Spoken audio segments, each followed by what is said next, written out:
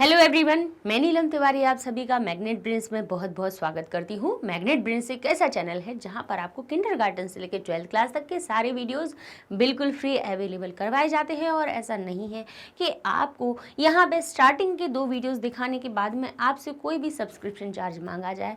और ये सारे वीडियोज़ की आपको डिस्क्रिप्शन बॉक्स में आपको लिंक मिल जाएगी, जिसको आप FB इंस्टाग्राम पर भी सर्च कर सकते हैं।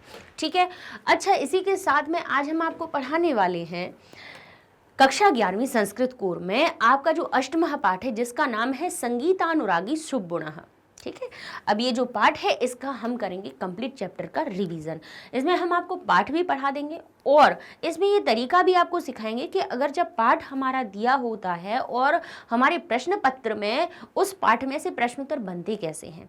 आपका गद्यांश दे दिया जाता है, जो पैटर्न है, जो प्रारूप बना हुआ है, CBSE ने जो बनाया है वो क्या बनाया हुआ है कि जब प्रश्न पत्र में किसी गद्यांश, पद्यांश या नाट्यांश में से जब आपके प्रश्नोत्तर बनाते हैं तो अब वो वाला तरीका खत्म है कि जब हम पाठ पूरा पढ़ लेते थे और नहीं भी पढ़ते थे, हम सीधे प्रश्नोत्तर पर पहुंचते थे अभ्यास के, और जो उसके 5-6 प्रश्नोत्तर रहते थे वो याद किए और एग्जाम में से उन्हीं में से आ गए और हमने लिखा है। पाठ से हमें कोई लेना देना नहीं होता था। लेकिन जो CBSE ने ये प्रारूप बदला है, बहुत अच्छा बदला है, जिससे कि होता क्या है कि बच्चे पाठ को पढ़ते हैं। क्योंकि भाई पाठ का गद्यांश दे दिया, पूरे गद्य में से एक उसका अंश उठा के दे दिया और उसी में से प्रश्न बना देते हैं, उसी में से प्रश्न पूछते हैं, तो जिससे कि आप भाषा को पढ़ेंगे। इसलिए ये तरीका बनाया गया है। भाई परीक्षा के लिए तो आपको पढ़ना ही पड़ेगा, तो यही तरीका आज हम आपको सिखाएंगे कि हम पहले गद्यांश को पढ़ेंगे, उससे जुड़े हुए शब्दार्थ हुए, उसका अनुवाद हुआ, ये सब करने के बाद में फिर हम आपको बताएंगे कि किस तरह से प्रश्न बनाए जाते हैं और कैसे आपको उसके उत्तर देना है। ठीक है ना। तो थोड़ा सा पहले पाठ का परिचय हम पढ़ेंगे कि ये आया कहाँ से है, कहाँ से लिया गया है। तो ये कन्नड़ भाषा, कर्नाटक में कौन सी भाषा बोली जाती है? कन्नड़ भाषा। कन्नड़ भाषा के जो प्रख्यात साहित्यकार हैं, जिनका नाम है मास्ती वेंकटेश अय्यंगार, उनके द्वारा विरचित है एक शुभगुणः शीर्षक नाम का उपन्यास, उसके संस्कृत अनुवाद से संकलित किया गया है। ठीक है, अच्छा, इसका जैसे आप हिंदी में सर्च करेंगे, आप लिखिएगा मास्ती वेंकटेश अय्यंगार, आप जब लिखेंगे इनके बारे में, इन साहित्यकार के बारे में जब आप सर्च करेंगे तो वहाँ पे आपको सुबर्ण नाम मिल के सुबर्ण, इस तरह से आपको सुबन्ना नाम का उपन्यास मिलेगा। जब उसको संस्कृत में परिवर्तित किया है तो नाणा में परिवर्तित हो गया है। ठीक है ना। अच्छा, इसके अनुवादक कौन है? होना वेंकटेश शर्मा है। इस उपन्यास का जो नायक है वो कौन है? सुब्बन, एक पौराणिक शास्त्री का पुत्र है। ठीक है, पुराणों को पढ़ने वाले एक जो शास्त्री हैं उनका पुत्र है। बचपन से ही उसकी संगीत में बहुत रुचि है। जैसा कि हमें पाठ भी पाठ बता रहा है, पाठ का नाम बता रहा है कि संगीतानुरागी, संगीत में अनुरागी यानी प्रेम रखने वाले सुगुण, उसकी कथा है। बचपन से ही उसकी संगीत में रुचि है, आगे चलकर वह एक महान संगीतकार बना। प्रस्तुत अंश में उसके बचपन की घटना का वर्णन किया गया है। तो पूरा थोड़ा सा हम सार देखेंगे। क्या है कि सुब्बन की संगीत में रुचि थी। एक बार जब वह अपने पिता के साथ राजभवन में गया, तब उसके पिता ने पुराण वचन शुरू करने से पहले उसे श्लोक गाने का अवसर दिया। वो पुराण का वाचन करते थे, राज्यसभा में जाके राजा के सामने पुराण सुनाते थे। उसके पहले उन्होंने कहा कि मेरा जो पुत्र है, कैसे उसको अवसर मिलेगा, ये हम कहानी में पढ़ेंगे। तो पुराण वचन शुरू करने से पहले उसे श्लोक गाने का एक अवसर मिला, जिसमें सुब्बन का श्लोक सुनकर सभी आनंदित हो गए, क्योंकि वो गायन कला में कैसा था, उसकी रुचि थी, संगीत में रुचि थी। कुछ समय बाद राजा के राजमहल में आने पर भी सुब्बन बार बार आश्चर्यपूर्वक उन्हें देखता है। राजा ने भी उसे देखकर जान लिया कि बालक निश्चित ही बहुत ही चतुर है। पुराण वचन की समाप्ति पर राजा ने उसे उसकी रुचि के विषय में पूछा, तो बालक ने अपनी संगीत में रुचि बताई, जिसे सुनकर राजा ने उससे कुछ सुनाने को कहा। तो सुब्बन ने तुरंत एक श्लोक बड़ी ही मधुर आवाज में उन्हें सुना दिया। अब जब एक श्लोक सुनाया राजा को, तो महाराज बहुत संतुष्ट हो गए, बहुत प्रसन्न हुए, और राजा ने बालक का सम्मान पान और दुशाला देकर किया। जो शॉल उड़ाते ना, उसको दुशाला कहा जाता है। पान और दुशाला देकर सम्मान किया और उसे अच्छी प्रकार से संगीत सीखकर अभ्यास करने के लिए कहा। तब राजा ने शास्त्री से सुब्बन की संगीत शिक्षा कराने को कहा, और राजा ने यह भी कहा कि यह अत्यंत कुशल होगा। और इसके बाद शास्त्री तथा उसका पुत्र वापस घर आ गए। ये पूरी हम कहानी पढ़ेंगे। अब जब हम पाठ का सार समझ लेते हैं तो जब हमारी कहानी संस्कृत में आएगी तो हम उसको अपने हिसाब से उसका अर्थ समझने का प्रयास करेंगे, ठीक है ना। इसलिए हमने पाठ का सार एक बार आपको हिंदी में पढ़ा दिया है, ठीक है। अब देखते हैं हम संस्कृत में, ठीक है। लिखा है सुब्बणस्य। अब सुब्बण शब्द में सिया लगा दिया, षष्ठी विभक्ति आ गई, काकी की का अर्थ निकालेंगे। विभक्ति जब हम बोलें तो समझ लेना कि विभक्ति में हम क्या अर्थ बताना चाह रहे हैं। जब प्रथमा विभक्ति कहें हम, विभक्ति का एक बार जल्दी हम क्विक रिवाइज करवा रहे हैं आपको कि अगर हम आपसे कहेंगे देखिए प्रथमा विभक्ति है, तो प्रथमा विभक्ति है तो या तो वो संज्ञा शब्द बन रहा होगा अर्थात किसी का नाम प्रकट कर रहा होगा, या फिर कर्तरी प्रथमा या फिर कर्ता के लिए प्रथमा विभक्ति लगाई जाती है, ठीक है। कर्तरी प्रथमा होती ही है लेकिन संज्ञा यानी किसी का नाम बताने के लिए भी प्रथमा विभक्ति लगाई जाती है, ठीक है। द्वितीय विभक्ति क्या होती है, जहां द्वितीय विभक्ति लगी होती है वहां पर हम को का अर्थ निकालते हैं। जहां तृतीय विभक्ति लगी हो, जिस शब्द में तृतीय विभक्ति होती है उसमें हम से या के द्वारा का अर्थ निकालते हैं। ध्यान से समझते जाइएगा क्योंकि आगे का जब हम आपको अनुवाद करवाएंगे तो हम ये आपसे कहेंगे कि देखिए इसमें तृतीय विभक्ति लगी हुई है इसलिए इसका अर्थ से या के द्वारा निकल रहा है, या फिर हम जब आपसे कहें कि के द्वारा या से तो समझ लेना, पकड़ना कि ये जो शब्द है वो तृतीय विभक्ति के साथ में बैठा हुआ है। फिर इसके बाद में कहें कि चतुर्थी विभक्ति जहां लगी हुई होगी उसमें आपका के लिए का अर्थ निकलेगा। किसका अर्थ निकलेगा, के लिए का अर्थ निकलेगा। जहां पंचमी विभक्ति होगी, पंचमी विभक्ति में आपका से का अर्थ निकल रहा होगा, से जो अलग होने का भाव दिखाता है वो अर्थ निकालते हैं। षष्ठी जहां लग जाती है वहां षष्ठी विभक्ति लगने पर का, की और के का अर्थ स्पष्ट होता है, और जहां सप्तमी विभक्ति होती है वहां पर में और पर का अर्थ निकलता है, ठीक है। तो ये विभक्तियां जब हम आपसे कहेंगे तो समझ जाएगा। जैसे अभी हमने सबसे पहले आपसे कहा कि सुब्बणस्य, जैसे ही कहा हमने सुब्बणस्य, षष्ठी विभक्ति बालक जैसे बनता है बालकस्य षष्ठी विभक्ति में, तो क्या अर्थ निकलेगा कि सुब्बण का या की या के। अब इनमें से तीनों में से किसी का भी हम अर्थ इसमें जोड़ सकते हैं कि सुब्बण की, क्योंकि संगीत आगे लिखा है और संगीते, अब इसमें क्या लग गई, एक ही मात्रा यानी सप्तमी विभक्ति, तो हम क्या कहेंगे में पर का अर्थ निकालेंगे। तो हम अर्थ स्पष्ट इसका करेंगे कि सुब्बण की संगीत में, यह यानी जो सहज अभिलाषा। अब सहज अभिलाषा हमारा अगर इसको तोड़े, सहजाभिलाषा जो लिखा हुआ है अगर इसको आप दीर्घ संधि का विग्रह करेंगे तो ये हो जाएगा सहज और यहां पर हो जाएगा अभिलाषः, सहज अभिलाषः आसीत, यानी सरल, स्वयं से स्वाभाविक। सहज का अर्थ हुआ सरल और उसकी स्वाभाविक, यानी अपने मन से ही उसकी इच्छा थी। सुब्बण की संगीत में जो कैसी थी, सहज अभिलाषा थी। तो अब हम इसको हम हटा रहे हैं, ठीक है ना। थोड़ा सा विभक्तियों का ध्यान रखिए, आप चलेंगे। सह एकदा, सुब्बण से संगीत यह अभिलाषा आसीत, सह वह एकदा राजभवनी, एकदा यानी एक बार, एकदा है, इसको विसर्ग हटा लीजिएगा। हमारी जो अव्यय शब्द होते हैं उनमें भाई ये विसर्ग यानी कोई भी विभक्ति का प्रयोग नहीं होता। स यानी वह, एकदा एक बार, राजभवने, भवन शब्द में सप्तमी विभक्ति लगी है, मैं पर का अर्थ जोड़िए। अर्थ क्या निकलेगा, एक बार वह राजभवन में संवृत्या संगत्या पुनः अधिक दृढ़ी बभूव। कहता है एक बार राजभवन में संवृत्या संगत्या पुनरअधिकम दृढ़ी बभूव। कहते हैं एक बार राजभवन में होने वाली संवृत, वृत यानी होने वाली, संवृत्या वहां पर होने वाली, संगति में पुनः अधिक यानी पुनरअधिकम जो लिखा हुआ है किससे मिलकर बना है, ये र जो है रत्व संधि से हमारा विसर्ग के स्थान पे र आ गया और वो भी आधा, ठीक है। और र के सामने जो अ लिखा हुआ था उसने इसको आके पूरा कर दिया। तो यहाँ पे ये रत्व संधि का नियम लगा हुआ है जिसमें कि अगर हम इनको अलग करें तो क्या बन रहा है हमारा, पुनः अधिकम, यानी फिर से बहुत अधिक, दृढ़ी बभूव, दृढ़ हो गई यानी बहुत अधिक मजबूत हो गई।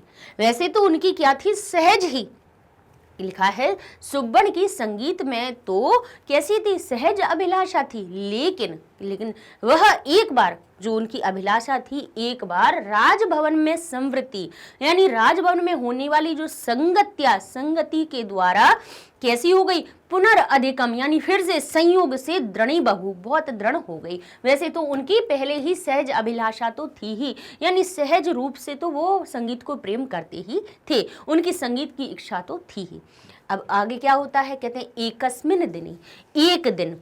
अब एकस्मिन दिने, एक दिन में, एक दिन पर या मैं का अर्थ निकल रहा है, लेकिन जब समय हम कभी भी बताते हैं तो उसमें सप्तमी विभक्ति लगाकर प्रयोग करते हैं ना। कहते हैं प्राचीन काले, आपने पढ़ा होगा कभी भी जब आप कथा पढ़ते हैं संस्कृत में, तो कहते हैं प्राचीन काले यानी प्राचीन समय में ऊपर का अर्थ निकालते हैं। तो कभी भी जब समय बताया जाता है कि एक दिन में, एक दिन पर यानी एक दिन ऐसा हुआ, तो एकस्मिन दिने, तो जो एक शब्द है दिन में अगर सप्तमी लगी हुई है तो एक शब्द भी में भी क्या लगी है, सप्तमी। अर्थात इसका क्यों हम ऐसा अर्थ बता रहे हैं, वो इसलिए बता रहे हैं क्योंकि यहाँ से जब आपसे क्या होता है कि विशेषण विशेषी बनाने के प्रश्न उत्तर पूछे जाते हैं, तो कहते हैं कि जो सर्वनामवाची शब्द होते हैं और संख्यावाची शब्द होते हैं वो क्या बनते हैं, विशेषण बन जाते हैं। जैसे कहा दिने, दिन में, कितन, कौन से दिन में, बोले एक दिन में, तो जो संख्या है वो क्या बन रही है, दिन की विशेषता बता रही है।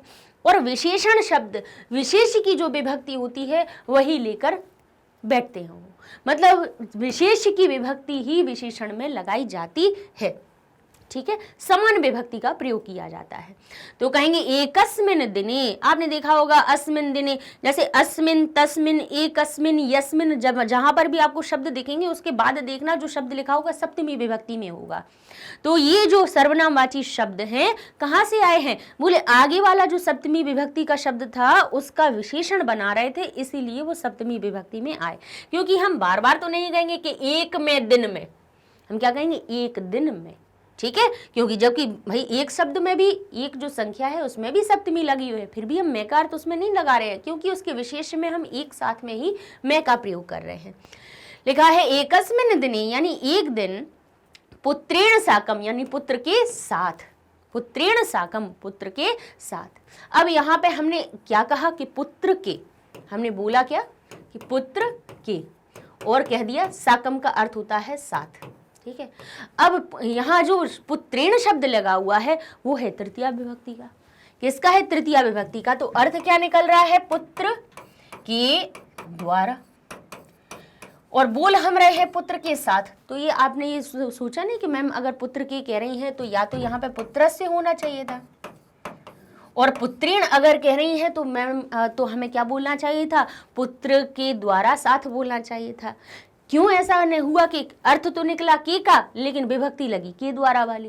क्यों लगी, क्योंकि हमारे पास एक जो सूत्र होता है सहार्थे तृतीया, वो क्या कहता है,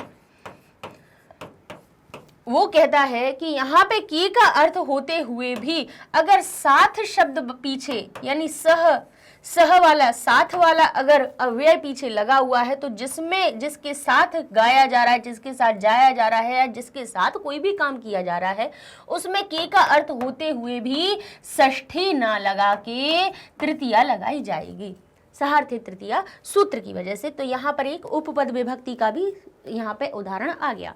कहते हैं एक दिन पुत्रेण साकम, पुत्र के साथ। कहते हैं पौराणिक शास्त्री, जो पुराण शास्त्री थे, पौराणिक शास्त्री कौन थे, पुराण का वाचन करने वाले शास्त्री, क्या करते हैं, राजभवनम एत्य, राजभवन में आकर के, राजभवनम शब्द अलग कीजिए, एत्य अलग हो जाएगा, आकर। कहते हैं पौराणिक, जो पुराणिक शास्त्री थे, पुराण का वाचन करने वाले शास्त्री थे, किनके पिता थे, सुबोन के।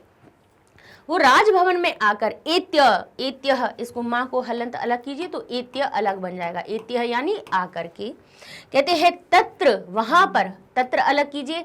अब जब तत्र को अलग करेंगे तो यहां से निकल जाएगा अंतःपुर स्त्री जन समक्षे। अंतःपुर यानी उस नगर में रहने वाले, अंतःपुर का अर्थ क्या हुआ, जो जिस नगर की बात हो रही है उसी नगर के। अंतःपुर स्त्री जन समक्षे, अंतःपुर यानी महल के अंदर। अंतःपुर का एक तो ये अर्थ होता है कि उसी नगर की बात हो रही हो, लेकिन यहाँ क्या हो रही है, यहाँ राजभवन की बात हो रही है, यानी राजभवन के अंदर। अंतःपुर का अर्थ क्या हुआ, अंदर। ठीक है, राजभवनम इत्य, राजभवन में आकर के, तत्र अंतःपुरम, वहां पर उपस्थित, उस राजभवन के अंदर उपस्थित, स्त्री जन समक्षे, स्त्री जन के समक्ष में, सप्तमी विभक्ति लगी, मैं का अर्थ बना दिया। जैसे बालक बन जाता है सप्तमी विभक्ति में बालके, में ऊपर का अर्थ जुड़ जाता है उसके साथ में, ऐसे ही लिखा है तत्र, वहां, अंतःपुर स्त्री जन समक्षे, अंतःपुर वहां पर उपस्थित, उस राजमहल के अंदर उपस्थित स्त्री और जनों के समक्ष में, पुराणम, जो पुराणिक शास्त्री थे उन्होंने वहां पे क्या किया, जहां पे उधर उपस्थित स्त्री और जन थी उनके समक्ष में पुराण के प्रवचनम आरभमाण, पुराण के प्रवचन को क्या किया, आरभमाण, शुरू करने के पहले, आदौ, आरभमाण, शुरू करने से, आदौ यानी आदि यानी पहले, प्रारंभ में, आदि शब्द होता है, मूल शब्द क्या होता है, आदि, आदि का अर्थ क्या होता है, प्रारंभ यानी शुरुआत, लेकिन ये इकारांत शब्द है कि हमने कहा कि प्रारंभ में कहते हैं, पुर स्त्री जन समक्षे पुराणम प्रवचनम आरभमाण आदौ, यानी पुराण के प्रवचन को आरंभ करने में, है ना, कि कहते हैं आदौ, उससे पहले, यानी किसके पहले, प्रवचन को आरंभ करने के पहले, स्वपुत्रेण, अपने पुत्र के द्वारा, शुक्ल, कहते हैं शुक्ल अंबर धर्म इत्यादि, शुक्लांबर धर्म, अब यहां से ई अलग कीजिए तो हो जाएगा इत्यादि श्लोकम, शुक्लांबर धर्म आदि श्लोक का गाप्यमास, गवाया उसने प्रारंभ में, कहते हैं प्रवचन के आरंभ करने के पहले कि प्रारंभ में उन्होंने क्या किया, अपने पुत्र के द्वारा शुक्लांबर धर्म इत्यादि श्लोक को गवाया, ठीक है, गाप्यामास यानी गवाया। तत्श्रुत्वा, तत्श्रुत्वा जो लिखा हुआ है ये किससे मिलकर बना है, तत् और श्रुत्वा शब्द से बनाया गया है, जिसमें कि छत्व विधान की संधि का नियम लगा, तो ये हमारा श क्या बन गया, छा में परिवर्तित हो गया। ये ता का पहले चा बना, तच हो गया, और चा होने से फिर इसके बाद में छ का आगमन हो गया, श हमारा छा में बदल गया। तो यहाँ पे भाई दो हमारी संधियां लगी हुई हैं, तो क्या बना, तत् श्रुत्वा, यानी उसको सुन करके। मूल शब्द कहे तो किससे मिलकर बना है, तत् और श्रुत्वा, श्रु यानी सुनकर, और त्वा लगा दिया, कर और करके का अर्थ निकाल आया। त्वा प्रत्यय है, एक त्वा प्रत्यय जहां लगता है वहां क्या होता है, उधर उस शब्द में, उस धातु में कर और करके का अर्थ हम जोड़ देते हैं। तत् श्रुत्वा, उसको सुन करके, उसको सुन करके, तत्र अत्या, वहां पर अत्यधिक, तत्र अत्या सर्वे परिअनंदनम, कहते हैं वहां पर सभी परिअनंदनम क्या होते हैं, बहुत ही आनंदित हो जाते हैं, वहां पर स्थित सभी लोग आनंदित हो जाते हैं। अथ, इसके बाद, किंचित काल अनंतरम, किंचित कुछ काल के बाद, तत्र वहां पर, समागतः वहां पर आए, वहां पर समागतः वहां पर आए हुए, राजा सम उपविश्य, राजा भी वहां पर बैठ करके, पुराणम आकर्णयति स्म, वहां पर पुराण आकर सुन रहे थे, वहां पर आकर के, सम उपविश्य वहां पर आकर बैठ करके, पुराणम पुराण को, आकर्ण्यम इति, क्या कर रहे थे, आकर्ण्यम इति, सुन रहे, और था थीते इसमें लग जाता है तो था थीते का अर्थ हो जाता है। तो कहते हैं राजा सम उपविश्य, वहां आकर राजा पास में बैठ करके पुराण को आकर्ण्यति इसमें सुन रहे थे, ठीक है। वो उसी सभा में जहां पर ये जो पुराण का वाचन करते थे पुराण शास्त्री, उस राजमहल के अंतःपुर में करते थे, वहां पर राजा ने भी आकर पास में कुछ काल के बाद, कुछ समय के बाद, तत्र वहां पर राजा आए और राजा वहां पास में सामने बैठ करके पुराण को सुन रहे थे। पितुहु यानी पिता की, पार्श्वे, पार्श्व का अर्थ क्या होता है, पास, पार्श्व का अर्थ क्या होता है, पार्श्व का अर्थ होता है पास, और सप्तमी विभक्ति लग गई एक ही मात्रा से, तो क्या हो गया इसका अर्थ, में, पास में। पितुहु यानी पिता के, पिता पितृ शब्द में षष्ठी विभक्ति लगी हुई है, अर्थ निकल रहा है काकी के, यानी पिता के, पितृ शब्द षष्ठी विभक्ति में पंचमी षष्ठी के रूप देखेंगे पितृ शब्द के, तो उसमें बनता है पितुहु, पितु, जिसमें से का भी अर्थ निकलता है और काकी के का भी निकलता है, लेकिन अलग होने का तो भाव निकल नहीं रहा है, इसलिए काकी के का अर्थ निकल आया कि पिता के पास में, उपविष्टः बैठा हुआ, सुब्बणः जो सुब्बुण था, पुराण प्रवचनम पुराण प्रवचन को, अब फिर से द्वितीय विभक्ति है, देखिए अंक की बिंदी देखिए, समझ जाना द्वितीय विभक्ति है, को का अर्थ निकल रहा है। पुराण वचनम को, पुराण के प्रवचनों को, कौतूहलीन बहुत ही उत्सुकता से, कौतूहल के द्वारा कहते हैं श्रवणेव सुन रहा था, मध्य सुनने के ही, और सुनने के बीच, सुनने के ही, श्रवणन एव जो लगा हुआ है ही बताते हैं, कौतूहल के द्वारा सुनने के मध्य में ही महाराजम भी सविस्मयम पश्यति, इसमें सुनने के बीच में ही महाराज को भी सविस्मयम विस्मय के साथ पश्यति, इसमें देख रहा था। राजा को भी क्या दिख रहा था? विस्मय के साथ दिख रहा था। महाराजस्य महाराज का सुंदरम मुखम सुंदर मुख, मुखे और मुख पर वृहति बड़ा, कहते हैं लकारंकार, कहते हैं लकालंकार, यानी उनके ललाट पर लगा हुआ अलंकार। ललाट क्या होता, किसको कहते हैं? मस्तक को। मस्तक पर लगा हुआ अलंकार, मस्तक का अलंकार क्या होता है? तिलक होता है। तो कहते हैं मुख पर बृहति बड़ा, कैसा? कहते हैं बृहत, और यहाँ से बृहत अलग कीजिए, फिर आ जाएगा तिलक। देखिए यहाँ से हम इसको थोड़ा सा, ये अलग अलग लिखा हुआ है ना, इसको हम साथ में पढ़ के बता देते हैं। क्या बनना है? तिलकालंकार, बृहति तिलकालंकार। ठीक है, तो ये देखिए ये तिलक शब्द आ गया, और यहाँ से अ को अगर तोड़ेंगे तो ये हो जाएगा अलंकार। ठीक है ना। वृहत, वृहत का अर्थ क्या होता है? बड़ा। वृहत का अर्थ क्या होता है? बड़ा। ठीक है, वृहत यानी बड़ा, और फिर ता को, एक ता को आधा है इसको दे दिया, तो फिर दूसरा ता कैसा बचा हमारा? ये तिलक, तिलक हो गया। फिर आगे वाला शब्द बन गया हमारा, यहाँ से इसको तोड़ा तो ये बन गया अलंकार। ठीक है, तो अर्थ क्या निकला कि बड़े वृहत तिलक अलंकार, बड़े मुख पर, मुख में भी सप्तमी विभक्ति लगी है, कह रहे हैं मुख पर कैसा था? बड़ा तिलक का अलंकार के रूप में सुशोभित हो रहा था। तत्रापि, और वहां पर भी विशालस्य, विशाल के, विशालस्य गंड स्थलस्य, किसको कहते हैं? गालों को, और विशाल जो उनके गाल के शोभायमान होते हुए श्रमश्रु, श्रमश्रवः, श्रमश्रवः किसको कही जाती है? दाढ़ी को, और कहते हैं कूर्चम, दाढ़ी और मूछ इत्यादि, कहते हैं सर्वमपि, इन सभी को, तस्य उसके द्वारा, वह क्या कर रहा था? विस्मय कारणम आसीत, उसका विस्मय का कारण बन रही थी। वो उन सभी को बड़ा विस्मय के साथ में देख रहा था कि कैसा महाराज का सुंदर मुख, मुख पर वृहत तिलक अलंकार, तत्रापि, और उन पर भी उनके क्या थे? विशाल गंड स्थलस्य, उनके कैसे थे? विशाल गाल थे उनके, बहुत सुंदर, और उस पर भी शोभा प्रदान करने वाली क्या थी? श्रमशुकूर्चम, क्या थे? श्रमशुकूर्चम, दाढ़ी और मूछ इत्यादि, ये सभी, सर्वम अपि, ये सब भी उसके विस्मय कारणम आसीत, ये सब भी उसके विस्मय के कारण बन रहे थे। विस्मय अलग कीजिए, कारणम अलग हो जाएगा, बड़ा इधर से निकल आ जाएगा, और आसीत बन जाएगा। विस्मय के कारण थे, वो सभी उसके विस्मय के कारण थे, और विस्मय के कारण दिख रहा था कि कितना सुंदर मुख है, कैसा उन्होंने बड़ा तिलक लगा रखा है, उनके कितने सुंदर गाल हैं, और उसमें भी शोभावहम, और उनको भी शोभायमान करने वाले, उन गालों को शोभायमान करने वाली श्रमशुकूर्चम क्या है? उनकी दाढ़ी और मूछ है। ये सब उसके क्या बन रहे थे? विस्मय के कारण बन रहे थे। ठीक है, इस तरह से वो जो बच्चा था, वो लड़का था, जो पुत्र, वो राजा को देख रहा था।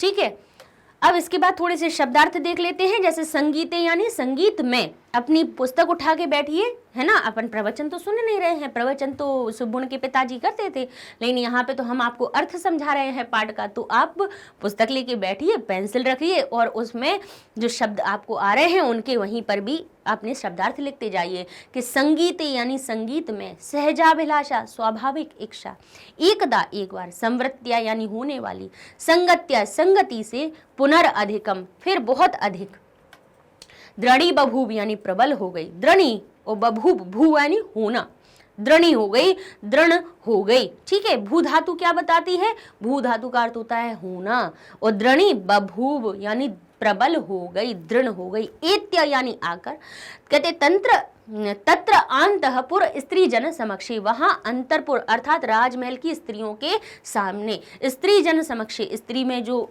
स्त्री थे जन थे उनके समक्ष में, पुराण वचनम पुराण की कथा आरंभ करते हुए, गाप्यमास यानी गवाया, तच्छ्रुत्वा यानी वह सुनकर, तत्र अत्या वहां उपस्थित, पर्यनंदन प्रसन्न हुए। इसके बाद लिखा है किंचित काल अनंतरम यानी कुछ काल के बाद, कुछ समय के बाद, समागतः यानी आए हुए, समुपवेश्य यानी पास में बैठकर, देखिए उपवेश्य यानी बैठना होता है, सम उपसर्ग लग जाने से पास का अर्थ निकल आता है कि पास में बैठकर, आकर्ण्यति इसमें यानी सुन रहे, आकर्ण्य यानी सुनना, आकर्ण्यति सुन रहे, और इसमें ने कह दिया था तिथि लगा दो, सुन रहे थे, उपविष्ट बैठा हुआ, कहते हैं श्रवणेन यानी सुनते हुए, वृहत तिलक अलंकार विशाल तिलक लगाए हुए, गंड स्थलस्य यानी कपोल या गाल का, शोभावहम यानी शोभा धारण करने वाले, श्रमशुकूर्चम दाढ़ी और मूछ, अभिवीक्ष यानी देखकर।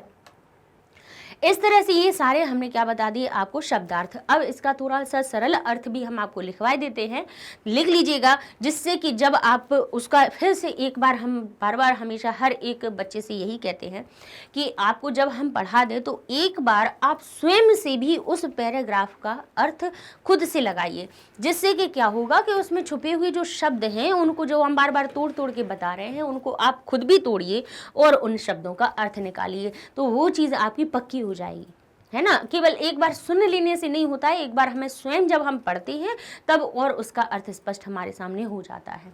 संदर्भ क्या है? इस उपन्यास का नायक सुब्बुन एक पौराणिक शास्त्री का पुत्र है।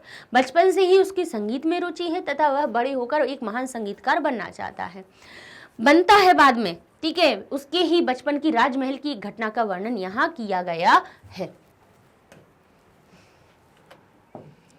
आगे लिखा हुआ है सरल अर्थ, उसी का जो हमने आपको पैराग्राफ पढ़ाया है उसी का पूरा सरल अर्थ है, आप लिख लीजिएगा कि सुब्बुन की संगीत में जो स्वाभाविक इच्छा थी वह एक दिन राजमहल में होने वाली संगति से और भी अधिक प्रबल हो गई। एक दिन अपने पुत्र के साथ राजभवन आकर पौराणिक शास्त्री ने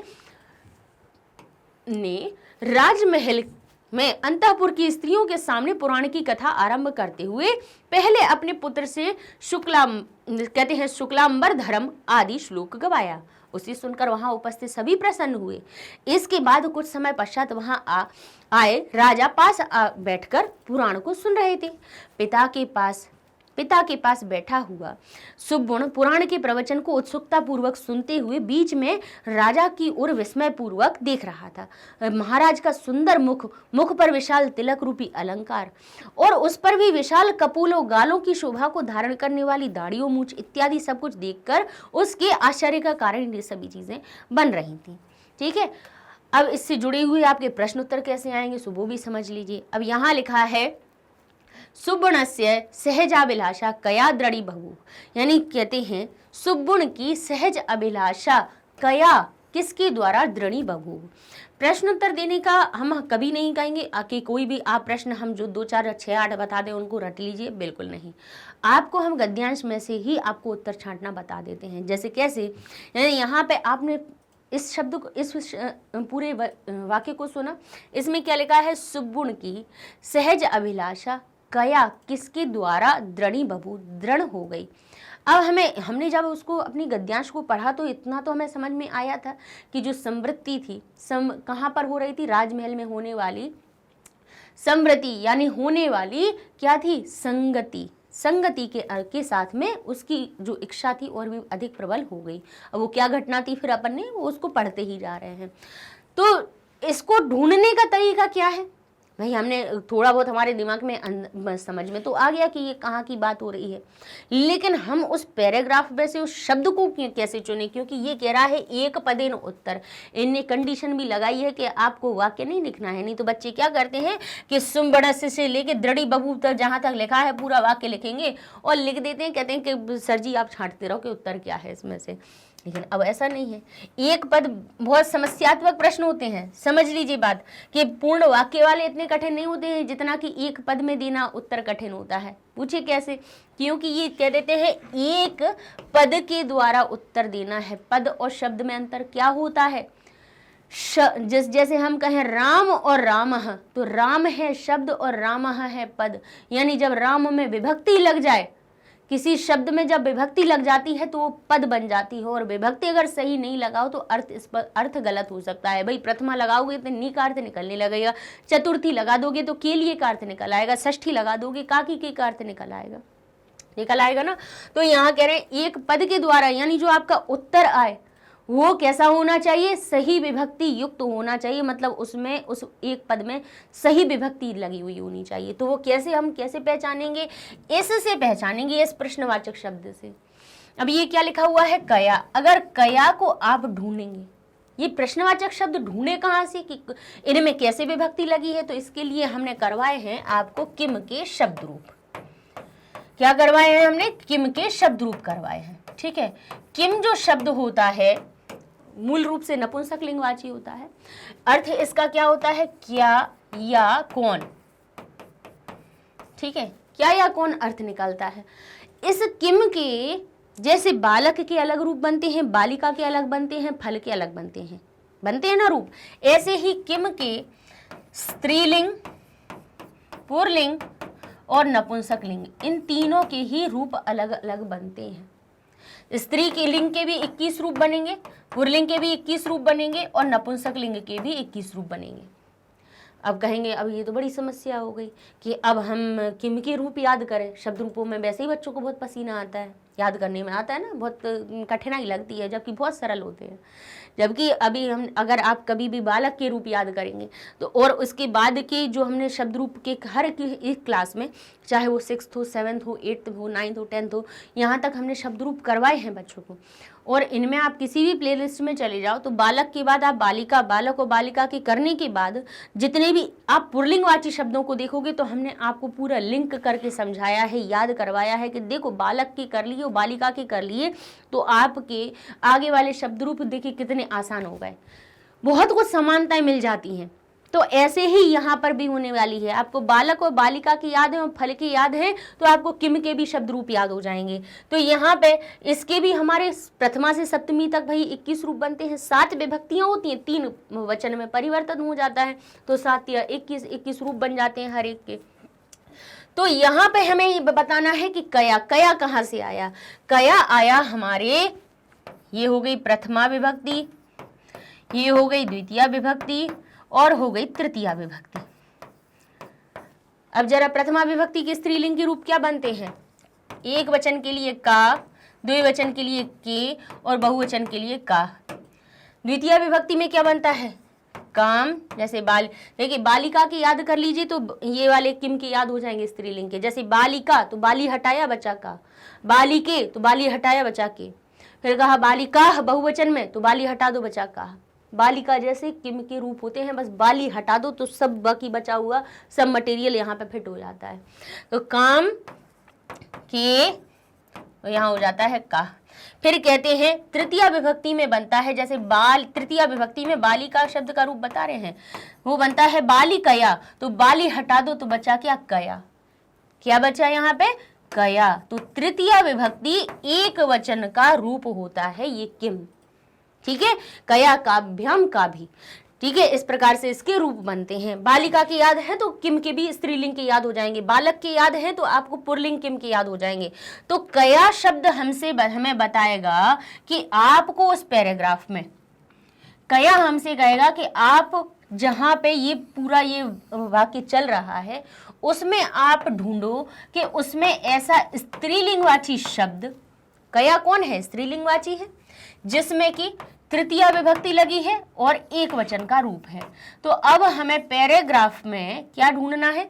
अब हम पैराग्राफ में ये 3 चीजें ढूंढेंगे कि स्त्रीलिंगवाची तृतीय विभक्ति एक वचन का रूप कहाँ बना हुआ है। तो चलिए थोड़े से पैराग्राफ पे आ जाते हैं हम। तो यहाँ देखिए, सुब्बणत से संगीते, इन्हें ऊपर लिख देते हैं जिससे कि आपको समझ में आए क्या क्या ढूंढना है हमें। स्त्रीलिंग, कया कैसा था? स्त्रीलिंग था। जिसमें कि तृतीया विभक्ति एक वचन लगी हुई थी। तो अब ये देखिए तृतीया विभक्ति एक वचन वाला शब्द कौन सा है? बोले संगीतस्य है, बोले नहीं है, षष्ठी है। संगीते है, सप्तमी है। यह है, प्रथमा है। सहजाभिलाषा, प्रथमा है। आसीत, थाथिते, क्रिया बन गई। सह एकदा, बोले प्रथमा विभक्ति। राजभवने, सप्तमी विभक्ति। संवृत्त्या, या शब्द बालिकया, देखा है बालिकया, याद आ गया बालिकया। संवृत्त्या संगत्या, यानी मूल शब्द तो आ रहा है संगति, ये क्या लिखा है? संगत्या, जिसका अर्थ जैसे अगर हम इसको मूल रूप में देखें तो ये मूल रूप में इसका क्या बनना है? संगति, छोटी की मात्रा है, इकारांत, संगति। और वही उसी में जब तृतीया विभक्ति लगाई गई तो ये क्या बन गया हमारा? संगत्या। ये संगत्या,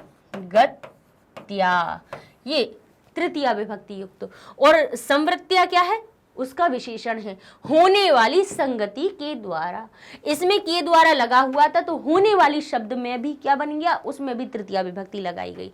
तो भाई तृतीया विभक्ति युक्त हमें शब्द कौन से मिले? बोले ये दोनों मिले।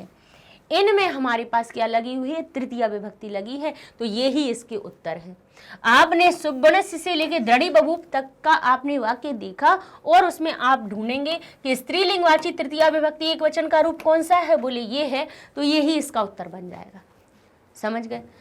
तो ये इस प्रकार से आप प्रश्न का उत्तर आप ढूंढेंगे, ठीक है, क्योंकि आपके उत्तर कहाँ दिए हुए हैं? आपके इसी में दिए हुए हैं, है ना। तो अच्छा, एक पद में देना है तो हम राजभवने शब्द का प्रयोग नहीं करेंगे।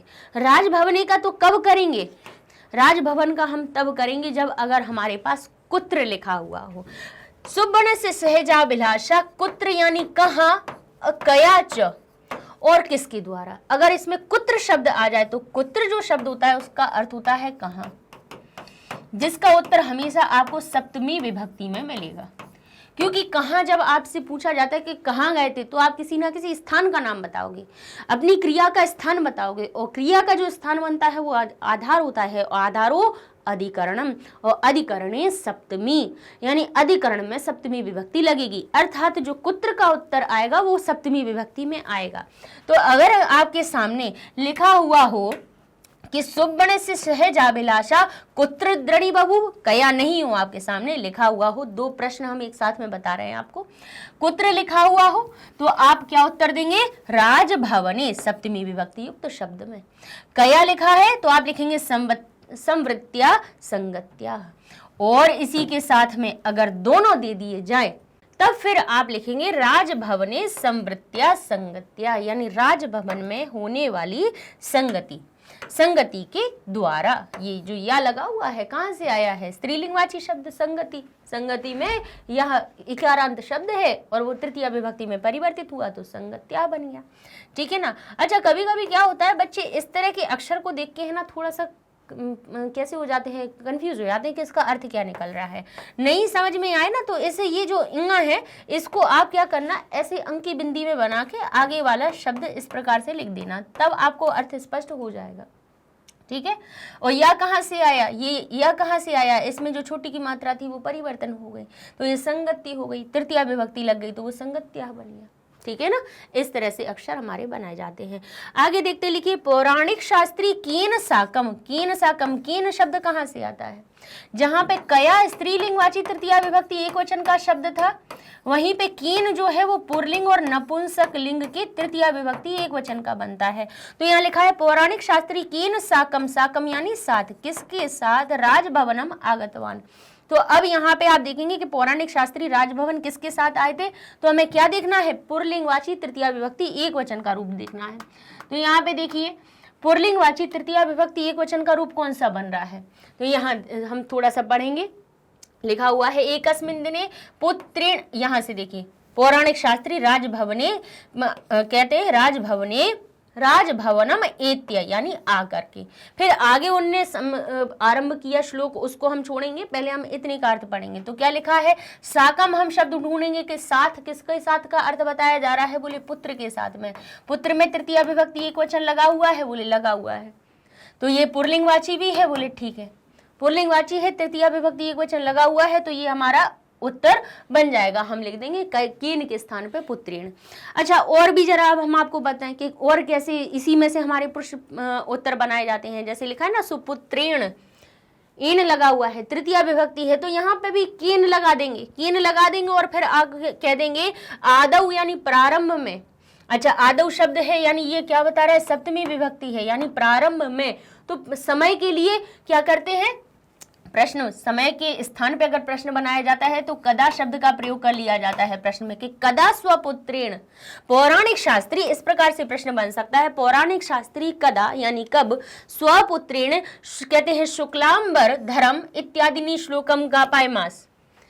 आपका प्रश्न बन गया कि पौराणिक शास्त्री ने प्रारंभ में अपने पुत्र के द्वारा, अब यहाँ पे कहा प्रारंभ ना कहके कह दिया कि पौराणिक शास्त्री ने कब अपने पुत्र के द्वारा शुक्लांबर, कहते हैं शुक्लांबर धर्म इत्यादि श्लोकों को गवाया, बताइए। तो आप कहेंगे आदौ यानी प्रारंभ में, और किसके प्रारंभ में, प्रवचनम आरम्भमाण आदौ यानी प्रवचन के शुरू, पुराण के प्रवचन को शुरू करने के प्रारंभ में, ठीक है। तो ये आरंभ करने के पहले, ठीक है, पूर्व समय में। तो भाई ये सप्तमी विभक्ति युक्त भाई कदा कहा समय है, तो समय हम बता देंगे कि आदौ किसके प्रारंभ में, इस चीज के पुराण के प्रारंभ करने के प्रारंभ में, ठीक है।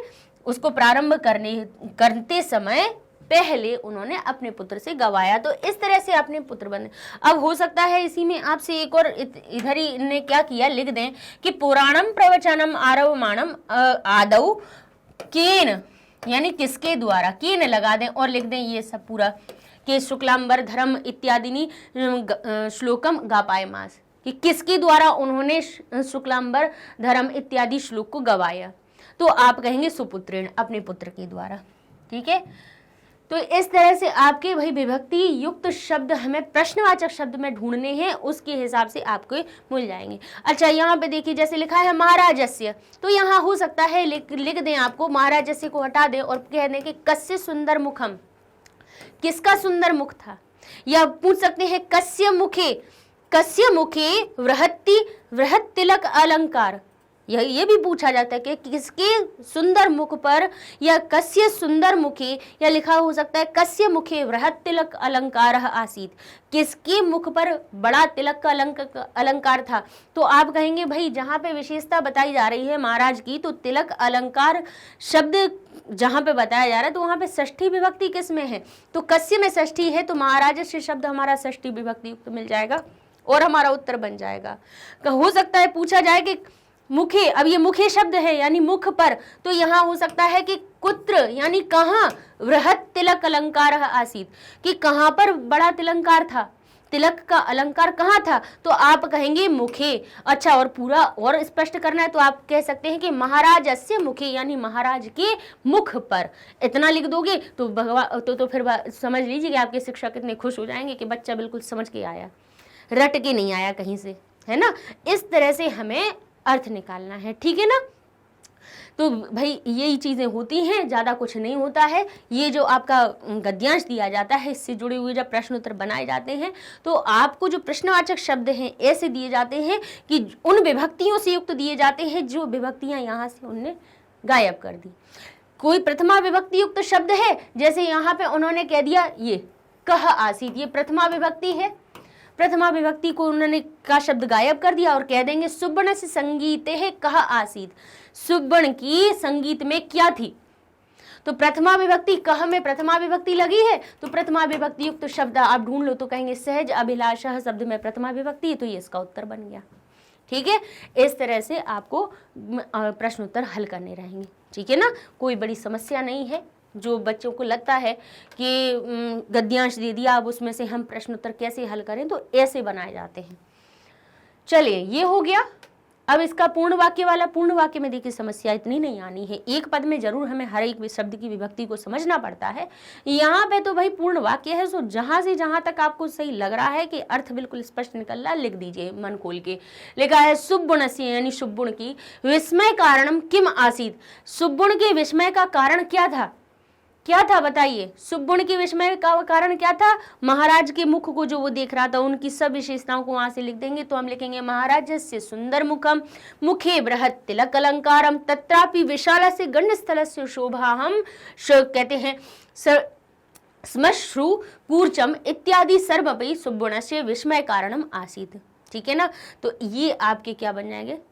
उत्तर बन जाएगा। पूर्ण वाक्य में लिख दूं, विस्मय का कारण था। अंत में बताया भी है कि सुबुण जो महाराज को देख रहा था तो उनकी मुख की जो सुंदरता थी, तिलक का अलंकार था, गालों पर जो दाढ़ी मूछ थी, वो सभी देखकर उसका क्या हो रहा था? वे सभी चीजें उसके विस्मय का कारण थी। ठीक है ना?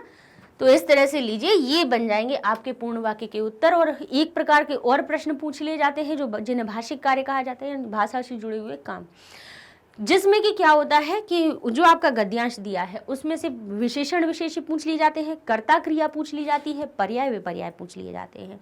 विशेषण विशेष्य और पर्याय विपर्याय ध्यान करते समय, ढूंढते समय वही एक बात ध्यान करनी है जो प्रश्न और उत्तर में हमने यहाँ की समान विभक्तियों की बात। विशेषण किसी शब्द का ढूंढ रहे हो तो देखना उसी के साथ में समान विभक्ति वाला शब्द कौन सा लिखा हुआ है। जैसे आपसे पूछ लिया जाए कि ये लिखा है विशेषण और विशेष्य, दो शब्द दिए हुए हैं, ठीक है?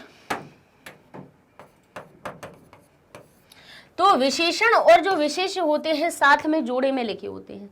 एक तो दोनों साथ लिखे होते हैं और समान विभक्ति वाले होते हैं, समान विभक्ति वाले होते हैं। ये चीज हमें ध्यान करनी रहती है। दोनों में कैसी होती है? एक जैसी विभक्ति होती है। ठीक है ना? तो जैसे यहाँ पे लिखा हुआ है तस्य विस्मय, अब यहाँ पे विशेषण विशेष का नहीं आया है, नहीं आएगा, अब और आपको बता देंगे उसमें से। जैसे अभी हमने आपको बताया था कि एकस्मिन दिने, गद्यांश पढ़ाते समय हमने आपसे कहा था एकस्मिन दिने, और आपसे इस प्रकार से प्रश्न बना के पूछा जा सकता है एकस्मिन दिने अनयो पदयो, यानी अनयो इन दोनों, अनयो पदयो यानी इन दोनों पदों की विशेषणम, इन दोनों पदों में विशेषणम पदम किम, विशेषणम पदम किम।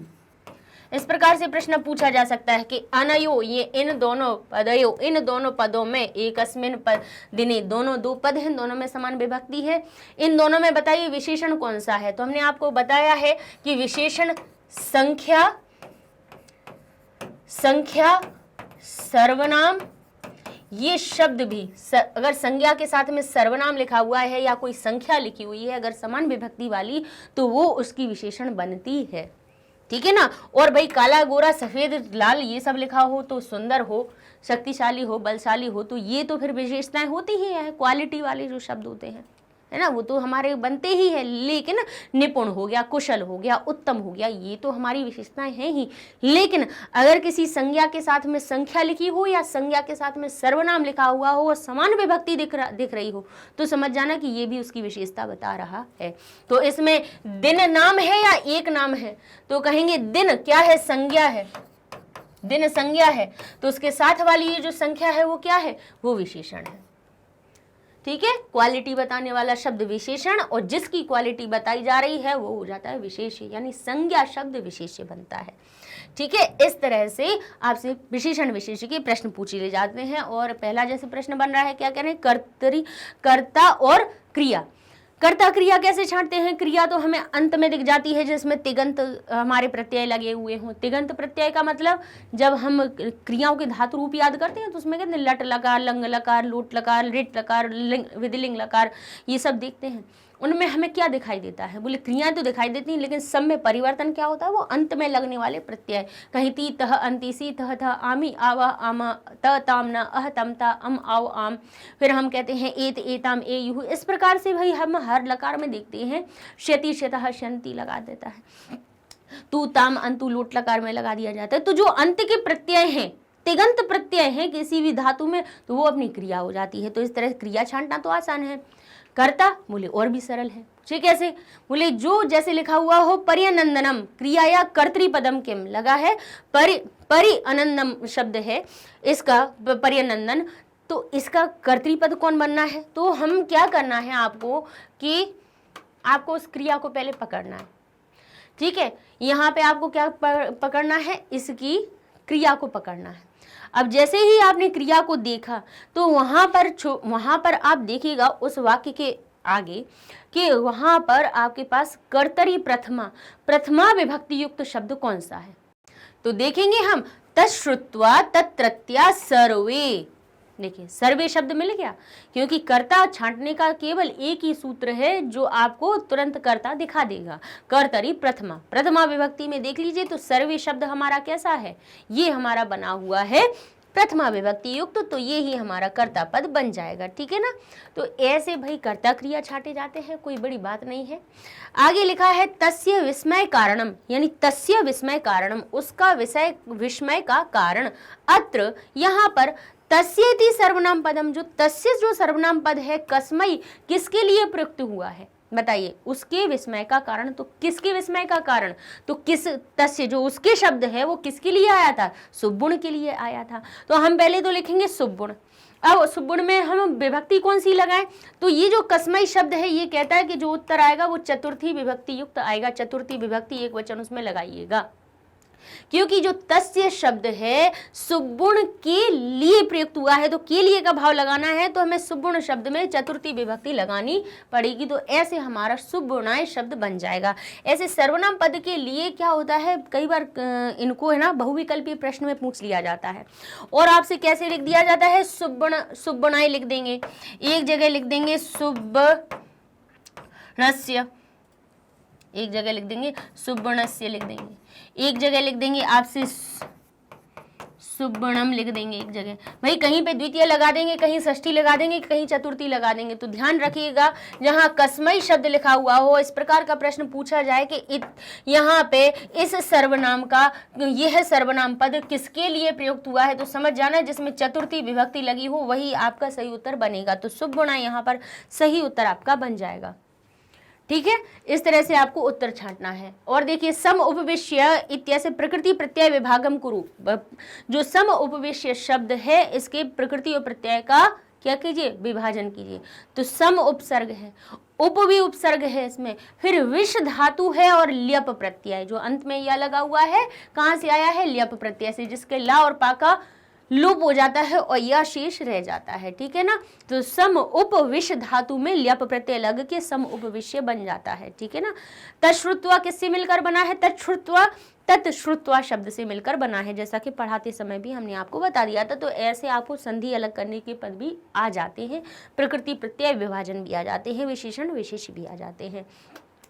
चलिए इसके बाद देखते हैं आगे का हमारा जो गद्यांश कहता है, राजा अपि तम बालकम, राजा भी। अब विस्मय का कारण वो सा राजा को देखकर, बालक राजा की सुंदरता को देख रहा था तो उसका विस्मय का कारण बना हुआ था, बहुत आश्चर्यचकित होकर राजा को देख रहा था।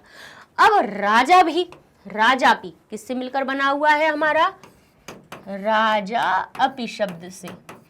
अर्थ क्या निकला, राजा भी बालक को, तम यानी उस बालक को, तो जो तम शब्द है तम बालकम यानी उस बालक को, तो तत् शब्द क्या बन रहा था, उस शब्द क्या बन रहा था, बालक की विशेषता बता रहा था। तो बालक में जब द्वितीय विभक्ति लगी तो बालक बन गया बालकम, तो तत् में भी क्या लगा दिया गया, तत् में भी द्वितीय विभक्ति पुरलिंग वाली बना दी गई, तो वो भी बन गया तम बालकम। तो चाहे माँ हलंत लगा दीजिए चाहे अनुस्वार लगा दीजिए, हमारा द्वितीय विभक्ति लग जाती है, लेकिन दोनों साथ में मत लगाइएगा कि माँ हलंत भी लगा दें और अनुस्वार भी लगा दें। तम बालकम, राजा भी तम बालकम द्वि त्रिवारम अभिवीक्ष्य। अब इसको द्वि यानी दो, त्रि यानी हो गया तीन, वारम यानी 2-3 बार अभिवीक्ष्य, देख करके, अभिवीक्ष्य यानी अच्छे अभिवीक्ष्य, इक्ष धातु होती है, इससे क्या बना हमारा, द्वित्रिवारम अभिवीक्ष्य, 2-3 बार देख करके, ल्यप प्रत्यय अंत में लगा हुआ है, कर और करके का भाव बता रहा है, ला उपा गायब हुआ है या शेष है जो हमें कर और करके का अर्थ स्पष्ट करवा रहा है। कह रहे हैं 2-3 बार देख करके राजा भी उस बालक को 2-3 बार देख करके क्या सोचते हैं, चतुरो अयम बाल, यह बालक कैसा है, चतुर है। तो अब इसको जरा तोड़िए, तो ये किससे मिलकर बना है, ये जो ओ की मात्रा है उत्व संधि से आई है और ये अ बन जाएगा हमारा। तो अर्थ क्या निकलेगा, अयम चतुरः बालः, यह बालक चतुर है। राजा भी उस बालक को 2-3 बार देख करके क्या, इति मन्यते, इति अमन्यत, इत्यमन्यत किससे मिलकर बना हुआ है? इति अमन्यत, ऐसा मानता है, ऐसा मान लेता है। राजा भी उस बालक को कहेंगे अयम बालकः, अयम यानी इस बालक को 2-3 बार देख करके, उस बालक को 2-3 बार देख करके ऐसा अमन्यत मान लेता है कि यह बालक कैसा है? चतुरो अयम, यह बालक चतुर है। 2-3 बार देख करके बालक को राजा भी 2-3 बार देख करके यह मान लेता है, अमन्यत मान लेता था, उसने यह मान लिया। मान लेता है क्यों नहीं बोल रहे हैं हम? क्योंकि भाई अमन्यत भूतकाल की क्रिया लगी है, तो राजा ने भी उस बालक को 2-3 बार देख करके ऐसा मान लिया कि यह बालक चतुर है। चतुरो अयम बालः, यह बालक चतुर है, ऐसा मान लिया। एवं अवसिते, एवं अवसिते, इस प्रकार समाप्त होने पर, ठीक है। अब क्या लिखा है? एवं अलग करिए तो इसमें से निकल आएगा अवसिते, जिसका अर्थ निकलता है हमारा कि अब उपसर्ग है, शो धातु है, एक तो प्रत्यय लगा और उसमें सप्तमी विभक्ति, तो अवसित शब्द बना, इसका अर्थ हुआ समाप्त, और समाप्त होने पर सप्तमी विभक्ति लगा दी, शुभ हो गया पर का अर्थ। एवं इस प्रकार समाप्त होने पर पुराणे, यानी पुराण के समाप्त होने पर, समाप्त होने पर किसके समाप्त होने पर? पुराण, पुराण समाप्त होने पर के पुराणे अवसिते। अब दोनों कौन से बनने हैं? विशेषण विशेषी, यानी पुराण की समाप्ति विशेषता बता रही, दोनों में समान विभक्तियां लगी हुई हैं। एवं अवसिते पुराणे, यानी पुराण के इस प्रकार समाप्त होने पर राजा शास्त्रिण, कहते हैं शास्त्रिणम यानी शास्त्री को, शास्त्रिणम यानी शास्त्री को उद्देश्य। अब इसको तोड़े तो ये किस शब्द से मिलकर बन रहा है हमारा? शास्त्रिणम यानी शास्त्री को उद्देश्य, उद्देश्य करते हुए वो कहता है, उद्देश्य करके, यह लगा हुआ है कर और करके का अर्थ निकल आया, यानी इस प्रकार, एवं यानी इस प्रकार शास्त्र पुराण के अवसिते समाप्त होने पर राजा शास्त्री को क्यों बोला? द्वितीय विभक्ति, शास्त्री को उद्देश्य करके बोलते हैं। क्या बोलते हैं? भो अरे एषः बाला भवत कुमारः किम, यह बालक आपका, भवत यानी आपका, कुमार है क्या? आपका बच्चा है क्या? आपका कुमार है क्या? यह बालक आपका कुमार है, आपका पुत्र है। इत्य अप्रच्छत, इत्य प्रच्छत किससे मिलकर बना हुआ है? इति अप्रच्छत शब्द से, ठीक है। इति अप्रच्छत, ऐसा पूछा, ऐसा पूछा। इस प्रकार पुराण के अंत समाप्त होने पर राजा ने शास्त्री को उद्देश्य करके शास्त्री की ओर बोला, शास्त्री को उद्देश्य करके बोला कि अरे यह बालक आपका कुमार है क्या? ऐसा पूछा उन्होंने, ऐसा उन्होंने शास्त्री को उद्देश्य करके पूछा, शास्त्री की ओर इशारा करके पूछा, उद्देश्य करके नहीं, मतलब ये क्या, उनकी ओर इशारा करके पूछा, क्या आपका पुत्र है क्या? यानी किससे पूछा रहे? शास्त्री से पूछ रहे हैं, नाम नहीं ले रहे हैं, लेकिन इसी तरह से पूछ रहे हैं कि ये आपका पुत्र है क्या? तो उन्होंने कहा आम, हाँ। इति शास्त्री प्रत्युवाच, ऐसा शास्त्री ने बोला। आम महाप्रभु, हाँ महाप्रभु, ये मेरा ही पुत्र है। पुनः फिर से, अब फिर विस्मय पूर्वक राजा बालम संबोध है, फिर विस्मय पूर्वक आश्चर्यचकित होकर राजा ने बाल को संबोधित करके क्या कहा? अये वत्स, अरे वत्स, किम भवान अपि, यानी भवान यानी आप, अपि का अर्थ हुआ भी, क्या आप भी पितृवत यानी पिता की भांति, वत शब्द लग जाने से भांति का अर्थ निकल आता है, क्या आप भी पिता की भांति या पिता की तरह है पुराण प्रवचन करिष्यति, क्या आप भी अपने पिता की भांति पुराण का प्रवचन करोगे? इति परिप्रच्छत, ऐसा पूछा, ऐसा किससे पूछा? बालक से पूछा। परि, यहाँ पे भी ये परि और अप्रच्छत शब्द अलग निकल आएगा, परिप्रच्छत, ऐसा फिर से पूछा। तदा तब स बालः, वह बालक क्या बोलता है? अहम पुराण प्रवचन ना करोमि, मैं पुराण का वचन नहीं करता हूँ, मैं पुराण का प्रवचन नहीं करता हूँ। संगीतम गायम इति व्याहारत, संगीतम गायम इति, संगीत को गायम, गायम इति संगीत को गाता हूँ। संगीतम गायम इति, मैं तो संगीत का गायन करता हूँ। इति व्याहरत, ऐसा उसने कहा। व्याहरत का अर्थ क्या हुआ? कहा। ऐसा उसने कहा कि मैं तो संगीतम गायम इति, मैं तो संगीत गाता हूँ। इति व्याहरत, ऐसा उसने कहा। तदा, तब राजा, तब राजा क्या कहेगा? आह, अरे, तथा, तो फिर, ननु, निश्चित ही, तो फिर, तरही यानी तो फिर, तब राजा ने कहा, तब राजा ने क्या कहा? आह, अरे, ननु, निश्चित ही, तरही एकम गानम, तो फिर निश्चित ही एक गान, श्रुणम तह तावत, तो फिर तब तक एक गाना, तब तावत का अर्थ क्या हुआ? तावत यानी तब तक। तो फिर उसके बाद तदा का अर्थ पहले क्या हुआ? तदा का अर्थ क्या हुआ? तब।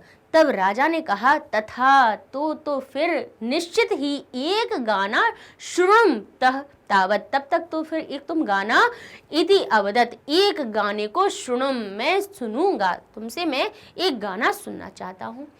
तो अनुपदम एव, अनुपदम एव यानी तो तुरंत उसने शीघ्र ही, सुब्बण, शीघ्र ही, सुब्बण ने श्री राघव दशरथ, कहते हैं श्री राघवम दशरथ, कहते हैं दशरथ आत्मजनम। अब इनको जरा आप तोड़ के जब आप इसको बोलिए तो एक एक क्या होता है, शब्द का अर्थ स्पष्ट हो जाता है। तो हम क्या कहेंगे यहाँ से? श्री राघवम दशरथ आत्मजम इत्यादि श्लोकम संगीतम मार्गेण अश्रवायत। तो शीघ्र ही शुभुण ने श्री राघव दशरथ आत्मज, जो दशरथ के पुत्र श्री राम है, ऐस इत्यादि श्लोकम, उन श्लोकों को संगीत मार्गेण, संगीत मार्ग के द्वारा अश्रावायत यानी सुनाया। अश्रावयत यानी उन्होंने सुना, या किसको सुनाया? वो जो राजा थे उनको सुब्बुण ने सुनाया। तदंते, तदंते किस शब्द से मिलकर बना है? तत् और अंत्य शब्द से। फिर अंत में पुनः सा, फिर उसने क्या कहा कि कस्तूरी तिलकम इत्यादि, कस्तूरी तिलकम ललाट पटले वक्षस्थले कौस्तुभम नासाग्रे वरमुक्तकम, ये किनके हैं? कृष्ण भगवान की सुंदरता का वर्णन किया गया है। तो तद अंते वो क्या कहता है कि पुनः सा, फिर से वह कहेगा कि कस्तूरी तिलकम इत्यादि श्लोको अपि, यानी कस्तूरी तिलकम इत्यादि श्लोक भी मम, मुझे कंठस्थः अस्ति इति, थोड़ा हम इसलिए तोड़ रहे हैं जैसे कि आपको अर्थ स्पष्ट हो जाए।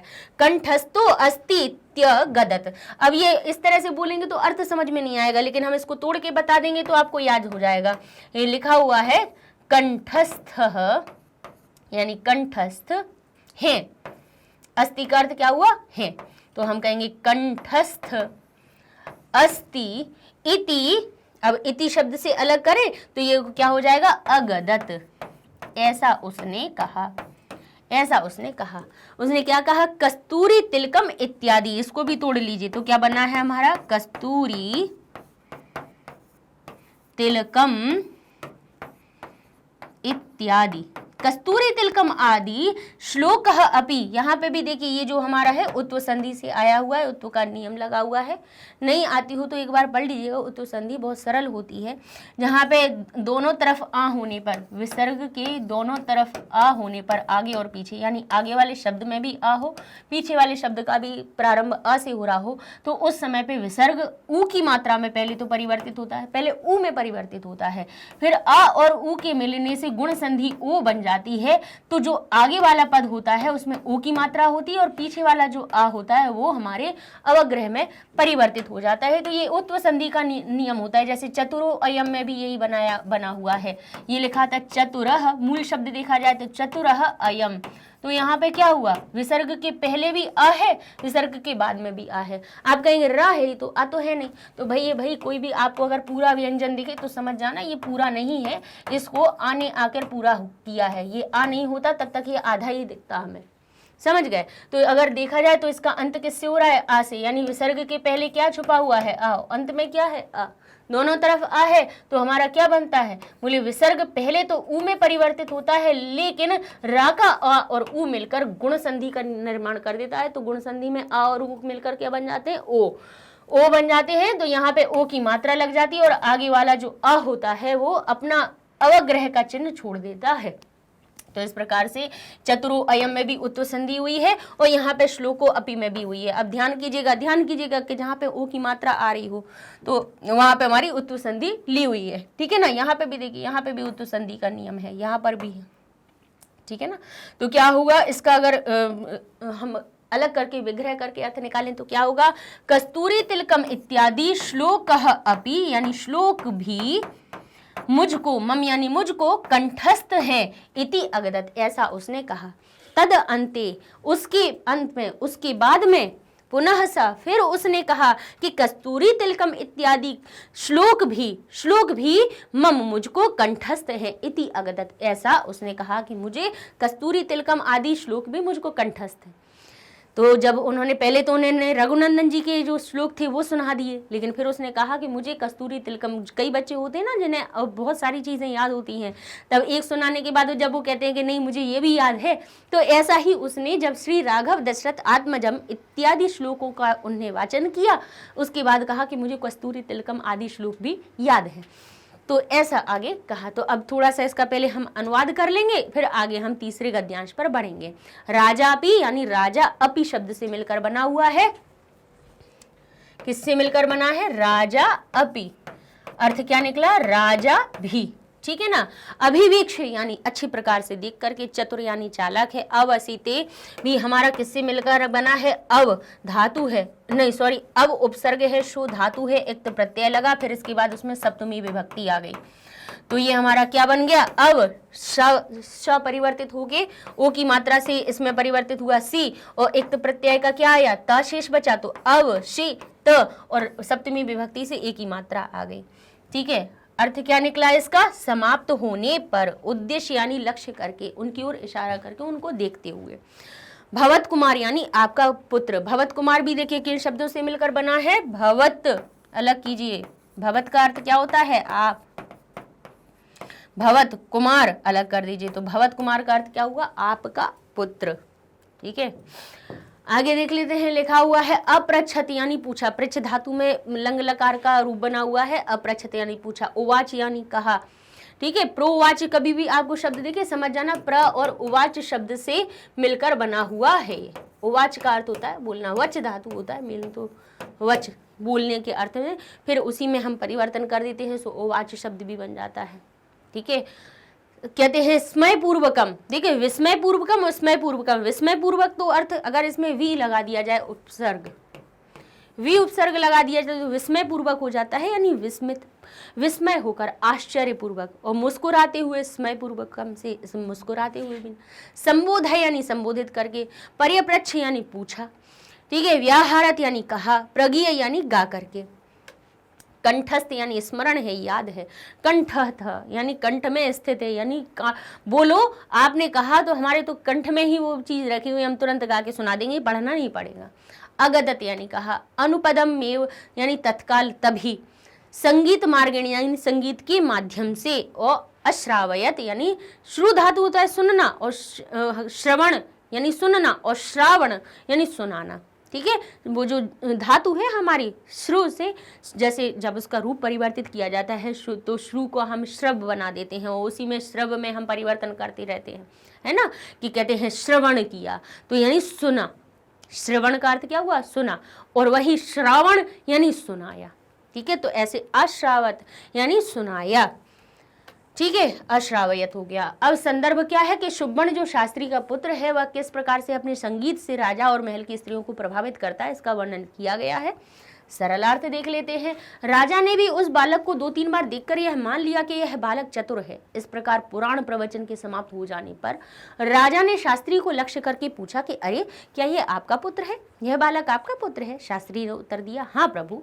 फिर मुस्कुराते हुए राजा ने बालक को संबोधित करते हुए पूछा, अरे पुत्र, क्या आप भी पिता की तरह पुराण का प्रवचन करोगे? तब उस बालक ने कहा, मैं पुराण प्रवचन नहीं करता, संगीत गाता हूँ। तब राजा ने कहा, अच्छा ऐसा है तो एक गीत सुनते हैं। उसी समय सुबुण ने श्री राघव दशरथ आत्मजम इत्यादि श्लोक का संगीत सहित सुनाया, और फिर अंत में कहा कि कस्तूरी तिलकम इत्यादि श्लोक भी मुझे याद है, अर्थात मुझे स्मरण है।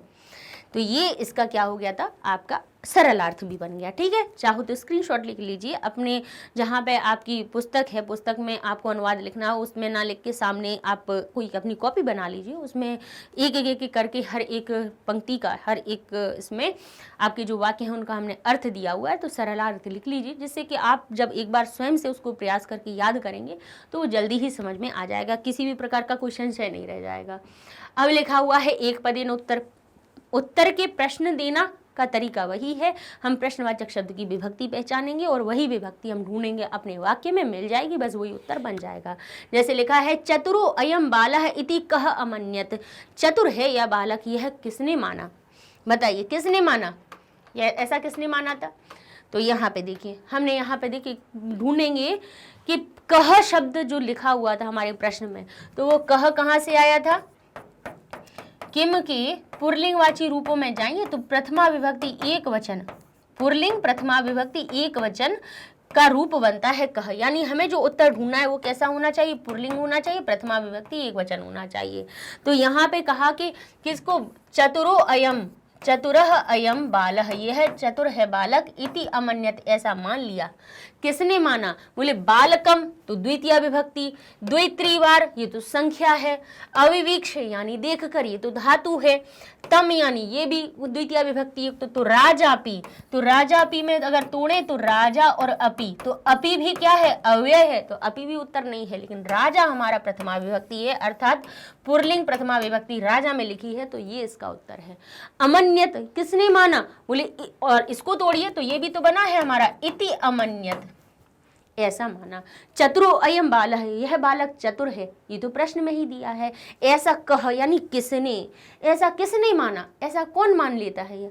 ठीक है, तो हम कहेंगे जब इसमें पुरलिंग प्रथमा विभक्ति एक वचन है तो पूरे अपने वाक्य को पढ़ा तो उसमें केवल राजा शब्द है जिसमें जो पुरलिंगवाची है और जिसमें प्रथमा विभक्ति एक वचन लगी हुई है, तो ये ही आपका उत्तर हो जाएगा।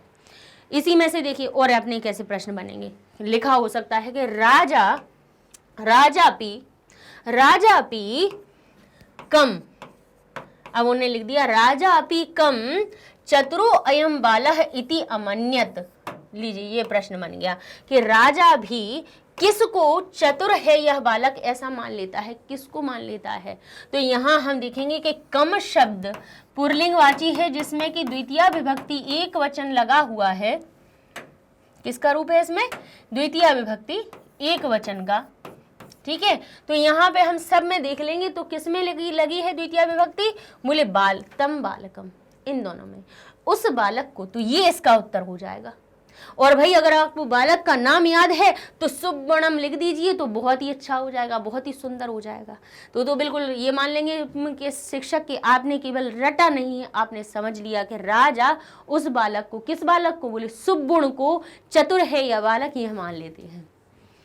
समझ गए, इस तरह से आपको उत्तर देना है। ठीक है, तो भाई हमारी जो कोई भी शब्द चला जाए, ठीक है। अब देखिए यहाँ पे हो सकता है कि राजा ने प्रश्न पूछा था कि भवान अपि पितृवत करिष्यति, क्या आप भी पितृ की भांति क्या करोगे, आप भी पितृ की भांति क्या करोगे। तो यहाँ पे पुराण वचनम लिखा है, इसके स्थान पे किम आ जाए, किम लिख सके, आपसे प्रश्न बनाया जा सकता है कि आप भी पिता की भांति क्या करोगे। तो यहाँ पे क्या के स्थान पे हम क्या कहेंगे कि आप भी पिता की भांति पुराण वचन को करोगे, कि किम को देखेंगे नपुंसक लिंगवाची होना चाहिए जिसमें प्रथमा विभक्ति एक वचन लगी हुई हो, या प्रथमा हो या द्वितीय हो, क्योंकि जो किम जो शब्द होता है, किम के शब्द रूप देखेंगे तो प्रथमा और द्वितीय में समान बनते हैं। प्रथमा विभक्ति में भी बनता है किम के कानी, द्वितीय में भी बनता है किम के कानी। तो किम जो शब्द है वो प्रथमा विभक्ति भी है, द्वितीय विभक्ति भी है। भाई जब ये दोनों ही अगर किम और किम बन रहा है तो हमें उत्तर भी देख लेना चाहिए कि भाई जो फल शब्द होंगे यानी अकारांत नपुंसकलिंग शब्द होगा या जो भी नपुंसकलिंग शब्द होगा उसके भी तृतीया और प्रथमा और द्वितीय विभक्ति के दोनों के रूप एक जैसे होंगे। जैसे फल के रूप देखें तो फल प्रथमा में भी बनता है फलम और द्वितीय में भी बनता है फलम। ठीक है, दोनों में ही समान विभक्तियां लगती हैं। तो यहाँ पे भी आप देखेंगे कि भाई किम जैसा नपुंसक लिंगवाची कौन सा शब्द बन रहा है, बोले पुराण वचनम बन रहा है, तो ये इसका उत्तर बन जाएगा। समझ गए। इस तरह से भाई हमें अपने उत्तर ढूंढने हैं, ठीक है, कोई कठिनाई नहीं आती है। अब लिखा है अहम संगीतम गायामी, मैं संगीत को गाता हूँ, इति कह कथयति, ऐसा कौन कहता है। अहम संगीतम गायामी, मैं संगीत को गाता हूँ, ऐसा किसने कहा था, सुब्बुण ने कहा था। अब आपको पता है कि सुब्बुण ने कहा था, ठीक है, लेकिन अगर आपने उसमें देखा गद्यांश में तो आपको सुब्बुण शब्द नहीं मिला, क्योंकि वो बालक और उसकी बात हो रही थी, राजा ने कहा, तो अब राजा से वो थोड़ी ना कहता कि सुब्बुण संगीत गाता हूँ, ऐसा तो नहीं गाएगा। उसने कहा होगा कि मैं संगीत गाता हूँ, तो इस वचनों में अभी कहीं पे आपको सुब्बुण नहीं मिला। जहाँ पे लिखा हुआ है अहम संगीतम गायामी, ऐसा सेंटेंस लिखा हुआ है, ऐसा वाक्य लिखा हुआ है, और उसमें आगे आपको सुब्बुण नाम नहीं दिखा, तो आप कहोगे अब हम कैसे ढूंढें, क्योंकि ये तो कह रहा है कि प्रथमा विभक्ति एक वचन वाला ढूंढो। लेकिन आपको पता है कि ऐसा किसने कहा था, सुब्बुण ने कहा था। तो सुब्बुण शब्द में ये कह देगा, हम बता रहे कि कौन सी विभक्ति लगाओ, आपको परेशान होने की जरूरत नहीं है, गद्यांश में मिले नहीं मिले कोई फर्क नहीं पड़ता। अहम संगीतम गायामी, मैं संगीत गाता हूँ, ऐसा सुब्बुण ने कहा था। तो सुब्बुण लिखने के बाद कह में जब प्रथमा विभक्ति एक वचन लगी हुई है तो इसमें भी प्रथमा विभक्ति लगा दीजिए एक वचन वाली, तो सुब्बुण बन जाएगा सुब्बुणः, जैसे बालक बनता है बालकः, तो आपका उत्तर बन जाएगा। समझ गए, अर्थ आपको पता समझ में आ रहा हो कि भाई ये वाक्य है, ये हमसे ये कह रहा है और हमें इसका उत्तर भी पता है, और समझ में नहीं आ रहा हो कि हमें गद्यांश में से हमें विभक्ति नहीं समझ में आ पा रही हो, तो फिर इसके हिसाब से विभक्ति लगा देना, आपका उत्तर सही बन जाएगा। ठीक है, चलिए अब चलते हैं पूर्ण वाक्य के उत्तर पर। जैसे लिखा है तदंते पुनः सुब्बुणः किम अगदत्, उसके बाद फिर सुब्बुण ने क्या कहा। अंत में, यानी जब उसने पहला श्लोक सुनाया, फिर उसके बाद में अंत में उसने क्या कहा, तो कहेंगे हम, अब कहाँ ढूंढेंगे हम, अपने गद्यांश पर। ठीक है, गद्यांश पर देखेंगे तो हमारे पास क्या लिखा हुआ है, तदंते, उसके बाद, पुनः सह, फिर उसने क्या कहा, कस्तूरी तिलकम इत्यादि श्लोको अपि मम कंठस्थो अस्ति इति अगदत्, ऐसा उसने कहा। ठीक है ना, तो यहां से यहां तक हमारा उत्तर बन जाएगा। अब इसी के साथ में हम एक और तरीका आपको बताते हैं। ये तरीका हमें आपको ये बताना है कि कभी कभी क्या होता है कि जैसे आपस में बातचीत करते समय पूछा जा, हो सकता है पूछ लिया जाए कि राजा शास्त्रिणम उद्देश्य किम अपृच्छत, क्या पूछा राजा ने आपसे, इसी में से प्रश्न पूछा जा सकता है, बना दिया कि राजा ने आपसे, देखिए हम यहाँ प्रश्न बना के लिख देते हैं, फिर समझिए कि उसका उत्तर आप कैसे लिखेंगे। राजा शास्त्रिणम उद्देश्य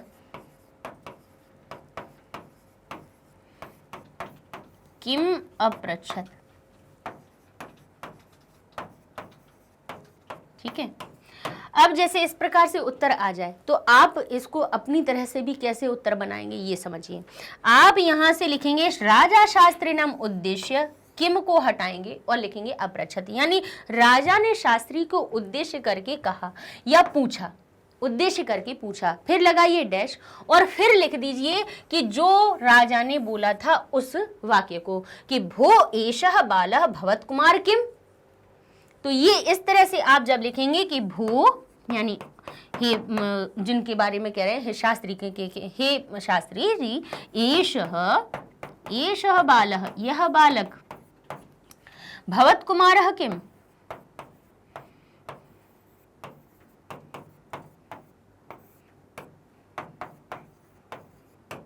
ठीक है, इस तरह से आप इस तरह से उत्तर देंगे। ठीक है ना, उस किम को हटा देंगे और पूरा प्रश्न में से लिखेंगे राजा शास्त्रिणम उद्देश्य अपृच्छत, फिर इसके बाद जब आपने डैश लगाया तो यहाँ से इन्वर्टेड कॉमा शुरू करेंगे और लिखेंगे भो एषः बालः भवत्कुमार किम, फिर उस बात को आप लिख देंगे।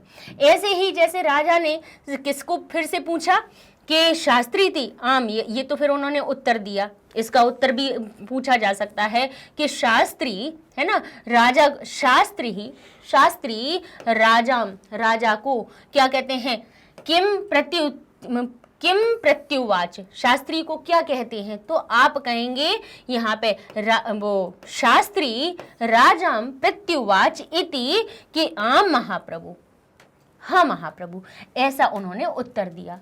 ठीक है ना, तो जब कभी भी बातचीत वाले आपके प्रश्न उत्तर आपसे पूछे जाएं तो या तो अगर आपका यहाँ से जैसे यहाँ से यहाँ तक का हमारा गद्यांश का पूरा वाक्य सही मिल रहा था तो हमने उसको उस प्रकार से लिख दिया, और अगर ना मिले तो आप किस तरह से उत्तर बनाएंगे वो हम आपको तरीका बता दिया, ठीक है ना।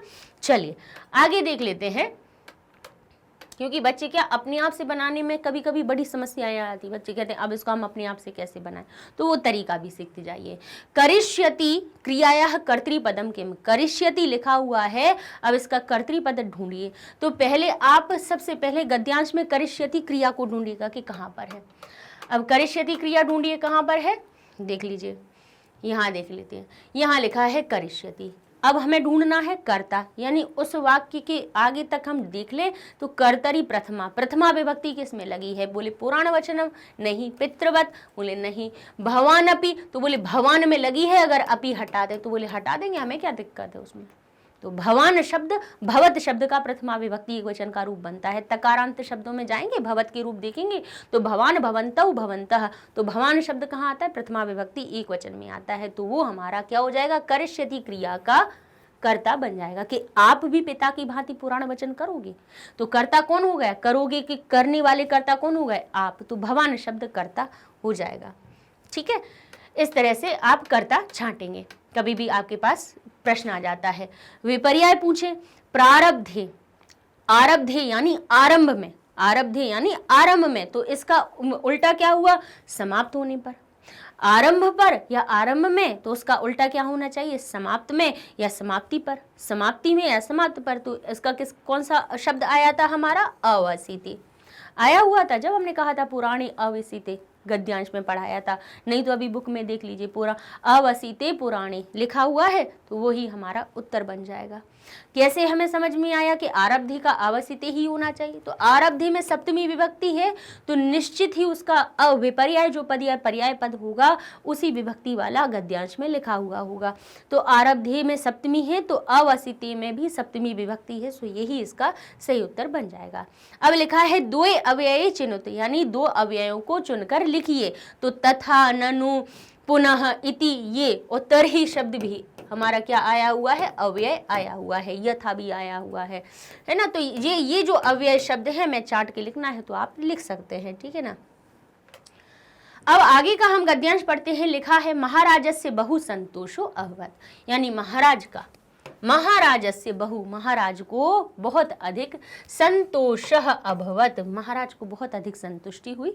उसकी ऐसी बात सुनकर कि उन्हें कहा कि जब उन्होंने श्लोक सुनाया उस बालक ने और कहा मुझको कस्तूरी तिलक आदि भी मुझे श्लोक याद हैं, तो महाराज का क्या हुआ, महाराज को बहुत अधिक संतुष्टि हुई, बहुत संतोष हुआ। वही उत्तर संधि का नियम है, ये हो जाएगा अभवत, ये हो जाएगा संतोषः, संतोषः अभवत, बहुत अधिक संतोष हुआ।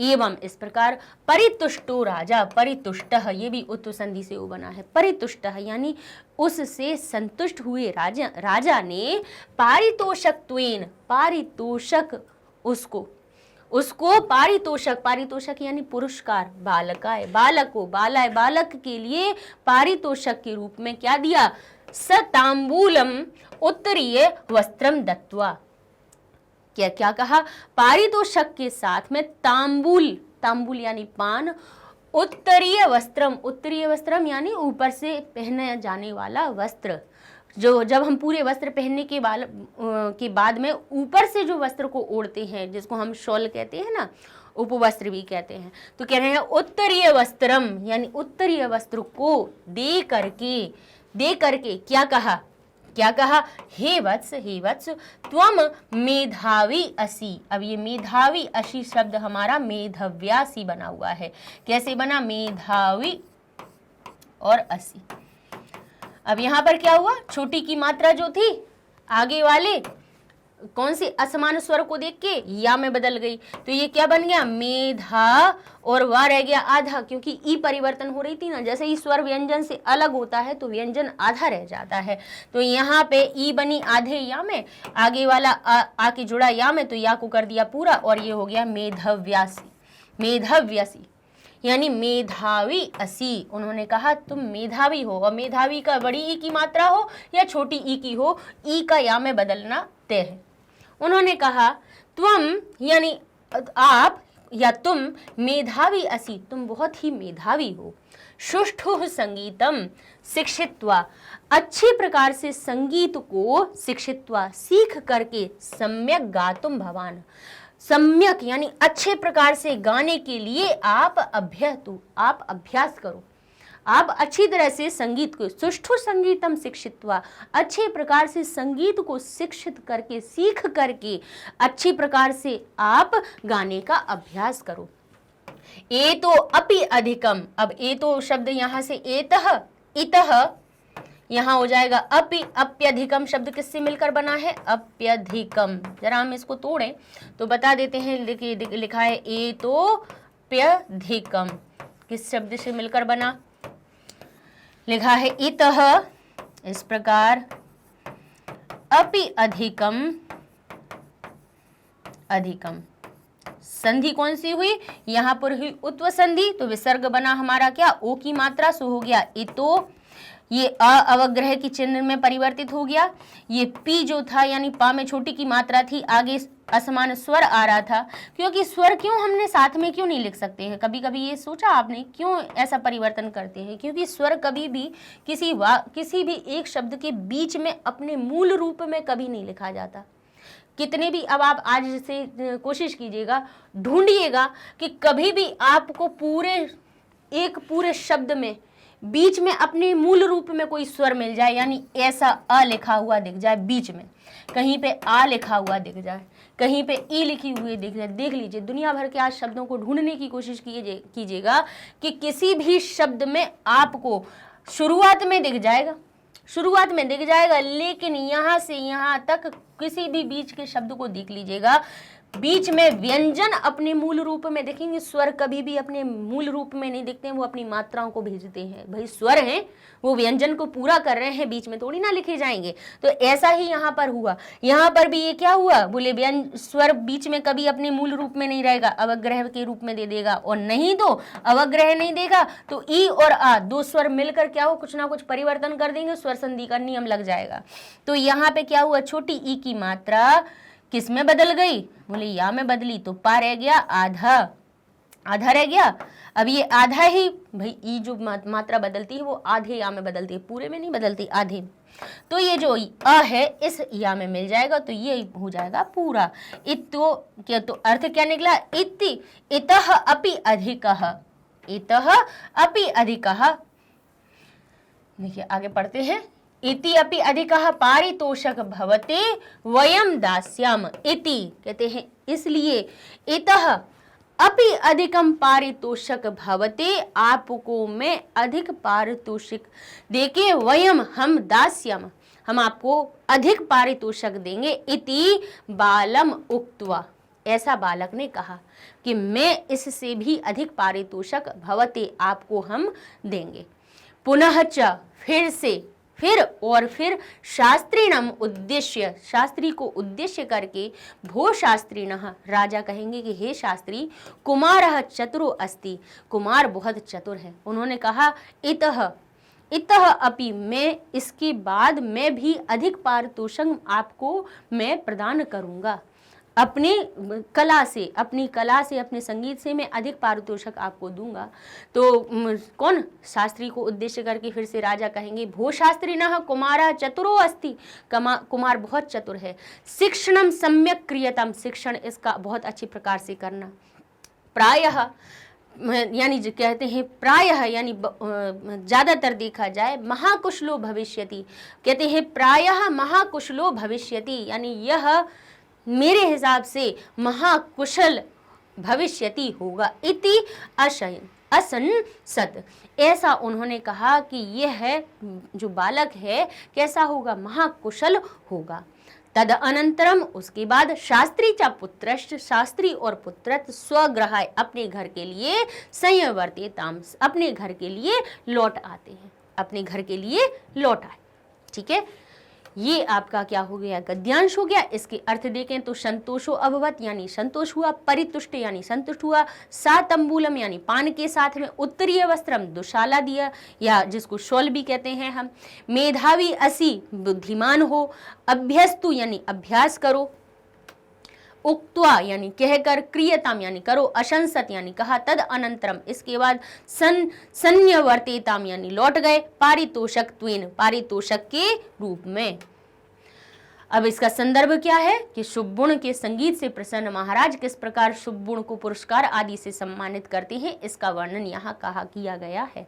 सरल अर्थ में लिखा हुआ है, महाराज को बहुत संतोष हुआ। इस प्रकार संतुष्ट हुए महाराज ने बालक को पुरस्कार के रूप में पान के साथ दुशाला देकर कहा कि हे पुत्र, तुम मेधावी हो, बुद्धिमान हो, अच्छी तरह से संगीत सीख कर अच्छी तरह से गाने का अभ्यास करो, हम आपको इससे भी अधिक पुरस्कार देंगे। वयम में जो लिखा हुआ था वो वयम किन के लिए आया था? महाराज के लिए आया था कि वयम यानी हम आपको इससे भी अधिक, ये लिखा है वयम हम, इति अपि अधिकम इतः इससे भी अधिकम पारितोषं भवते दास्यम, आपको हम, ये सुगुण का नहीं है कथन, यहाँ पे महाराज का ही कथन है, कह रहे हैं इतः अपि अधिकम वयम हम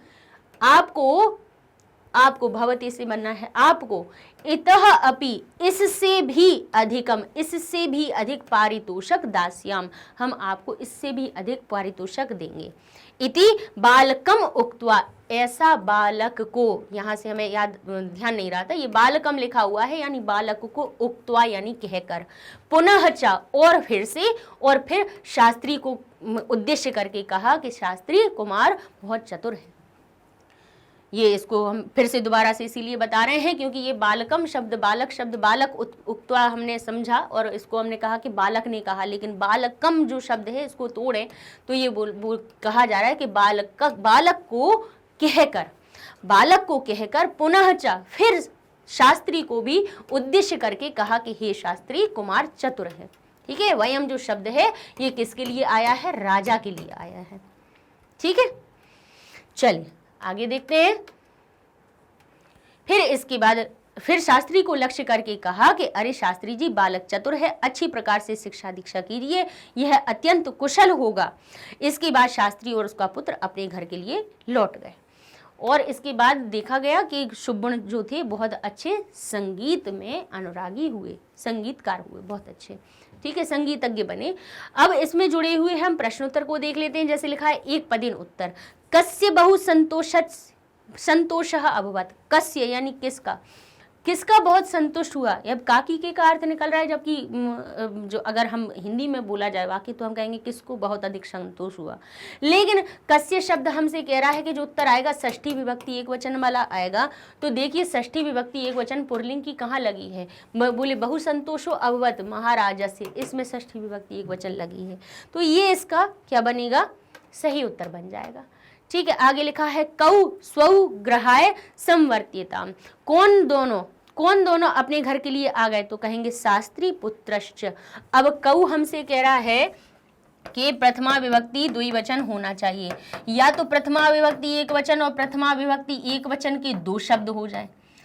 ठीक है ना, क्योंकि कौन कौन आए थे घर वापस, कौन कौन आ गए थे? बोले शास्त्री, तो प्रथमा विभक्ति एक वचन का पहले हम शास्त्री लिख दें और प्रथमा विभक्ति एक वचन का पुत्र लिख दें, तो दोनों को मिला के द्विवचन हो जाएंगे। एक और एक दो हो जाते हैं कि नहीं हो जाते हैं? तो कौ के स्थान पे प्रथमा विभक्ति द्विवचन का पुत्र आ जाएगा। तो शास्त्री और पुत्र लिख दें तो दो लोगों के हमारे यहाँ पे उत्तर बन जाएंगे। ठीक है ना, तो इस तरह से कौन दोनों अपने घर के लिए आ गए थे? शास्त्री और पुत्र। आगे देखते हैं पूर्ण वाक्य, राजा बालाय पारितोषक त्वेन किम ददाति, राजा बालक को पारितोषक के रूप में क्या देते हैं? क्या देते हैं? तांबूल के सहित उत्तरीय वस्त्रम, पारितोषक के रूप में तांबूल के साथ में, पान के साथ में क्या दे देते हैं? उनका उत्तरीय वस्त्र दे देते हैं। ठीक है, निर्देशानुसार उत्तर में क्या करना है? परितुष्टो राजा यानी संतुष्ट हुआ राजा, इत्यत्र विशेषण पदम किम। अब देखिए दोनों में ही प्रथमा विभक्ति है, इसीलिए ये दोनों विशेषण विशेष बने। परितुष्टः राजा, दोनों में प्रथमा विभक्ति। अब इसमें संज्ञा कौन है, नाम कौन है? राजा। राजा नाम है तो ये हो गया विशेष्य, तो फिर विशेषण कौन हुआ? तो भाई जो बचा है वो विशेषण, परितुष्टः शब्द विशेषण बन गया। इस तरह से विशेषण विशेष छाड़ना है। दास्यामः क्रियाया कर्तृपदम किम, बताइए। दास्यामः नहीं होगा, केवल दास्याम होगा। दास्याम यानी हम आपको देंगे, तो उन्होंने कहा हम इससे भी अधिक आपको क्या दे देंगे? आपको जो पुरस्कार है इससे भी अधिक देंगे। तो वयम का यहाँ पर अगर आप देखें तो ढूंढने की तरीका वही है कि पहले हम दास्याम पे पहुंचे, क्रिया में देख लेते हैं कहाँ लिखा हुआ है, ये लिखा हुआ है दास्याम। तो उसके पहले देखो, क्योंकि क्रिया हमेशा अंत में लिखते हैं, तो इसके पहले देख लो कि दास्याम का यहाँ पे कौन सा प्रथमा विभक्ति युक्त कर्ता बन रहा है, बोले वयम, वयम बन रहा है। क्योंकि वयम भाई दास्याम शब्द की आम जो अंत में लगा हुआ है, तो ये भी पहचानिए कि दा धातु में भविष्य काल में आम कहाँ जुड़ता है, जरा याद करिए, तीतः अंति सीता था आमी आवह आमह, तो यहाँ पे दास्यामह होना चाहिए, तो इसको अपन दास्यामह कर लेंगे। तो आमी आवह आमह, उत्तम पुरुष की क्रियाओं में देखेंगे तो आमी आवह आमह कहाँ लगाया जाता है, उत्तम पुरुष बहुवचन में। तो कर्ता जो अगर उत्तम पुरुष की क्रियाएं आ जाती हैं तो हमें ज़्यादा सोचने की ज़रूरत नहीं होती है। अगर आमी कहीं लिखा हुआ है क्रिया के अंत में तो उसका कर्ता अहम ही होगा बस। अगर आवह अंत में लगा हुआ है तो बस ज़्यादा सोचने की ज़रूरत नहीं है, आप आवाम को आंखें बंद करके कर्ता बना दीजिए। और आमह जिसमें अंत में लगा हुआ है तो समझ लीजिएगा कि उसका कर्ता वयम ही बनेगा। क्यों ऐसा? क्योंकि भाई उत्तम पुरुष के इन तीन कर्ता के अलावा चौथा कोई कर्ता होता नहीं है। तो उत्तम पुरुष बहुवचन की ये क्रिया लगी थी दास्यामह, यानी देंगे दास्यामह, तो यहाँ पर आप क्या कहेंगे, कर्ता इसका वयम होगा। बिल्कुल उत्तम पुरुष की क्रियाओं में ज़्यादा सोचने की जरूरत होती ही नहीं है ना। ऐसे ही मध्यम पुरुष के तीन ही कर्ता होते हैं, त्वम युवाम यूयम, इसके अलावा चौथा कोई कर्ता नहीं होता है। ठीक है, इस तरह से लीजिए कर्ता क्रिया छांटना हो गया। मेधावी असी इत्यस्य संधि विच्छेदम, तो मेधावी असी हमने आपको बताई दिया। हमने कहा था ना कि अगर चाहे यहाँ छोटी ई की मात्रा हो या बड़ी ई की मात्रा हो, तो मेधावी शब्द में कैसी मात्रा आती है, बड़ी ई की मात्रा आती है। सो हमने कहा मेधावी असी। ठीक है, छोटी ई की मात्रा होती तो भी ऐसा नहीं होता है। यण संधि का नियम हम आपको बता रहे हैं कि ई या ई, ये तो नियम के लिए आपको बता रहे थे कि ई या ई कोई भी मात्रा हो उसके बाद असमान स्वर होगा। असमान स्वर होने पर ई हमारे आधे या में बदल जाती है। ये यण संधि का नियम हमसे कहता है। तो मेधावी असी शब्द हमने अलग कर दिया। ठीक है, चलिए इस तरह से हमारा अब ये आपका वीडियो होता है समाप्त। और इसी के साथ में आपको मैग्नेट ब्रेन्स चैनल हिंदी के बारे में भी बता देते हैं कि आपको हिंदी मीडियम वाली जो भी हिंदी मीडियम पढ़ने वाले जो भी बच्चे हैं वो आराम से अब मैग्नेट ब्रेन्स पर फ्री एजुकेशन पा सकते हैं। कैसे कि आपको जैसे मैग्नेट ब्रेन्स इंग्लिश मीडियम वाले बच्चों के लिए सीबीएसई बोर्ड आपको बहुत अच्छे से पढ़ाया जाता है किंडरगार्टन से 12th क्लास तक, वैसे ही अब हिंदी मीडियम के भी वीडियोज़ स्टेट बोर्ड वाले बच्चों के लिए भी यहाँ पर अवेलेबल हैं। तो बस कुछ नहीं, मैग्नेट ब्रेन्स हिंदी को आप जाइए सब्सक्राइब कीजिए, आपके सामने हिंदी मीडियम वाले बच्चों के लिए यहाँ पे वीडियोस की लिस्ट आनी शुरू हो जाएगी। ठीक है, और ये सारे वीडियोस आपको हमारी मैग्नेट ब्रेन्स वेबसाइट पे भी आसानी से मिल जाएंगे। आप गूगल टैब पे जाएंगे और वहाँ पे magnetbrains.com लिखेंगे तो आपके सामने पूरा वेबसाइट का पेज हो जाता है ओपन, और वहाँ पे आपको हर एक चीज़ लिस्ट में मिल जाएगी। NTSE हो, ओलंपियाड हो, आपके वन शॉट रिवीजन हो। अब जैसे 11th क्लास का वीडियो शुरू हुआ है तो आपको 11th क्लास के वन शॉट रिवीजन पे आप जाएंगे तो आपको संस्कृत की आराम से पूरी प्लेलिस्ट अब धीरे धीरे मिलती जाएगी जैसे जैसे हम आपके लिए वीडियो बनाते जाएंगे। तो हमारे चैनल को भी लाइक कीजिए, शेयर कीजिए, सब्सक्राइब कीजिए। मिलते हैं नेक्स्ट वीडियो में, तब तक के लिए धन्यवाद।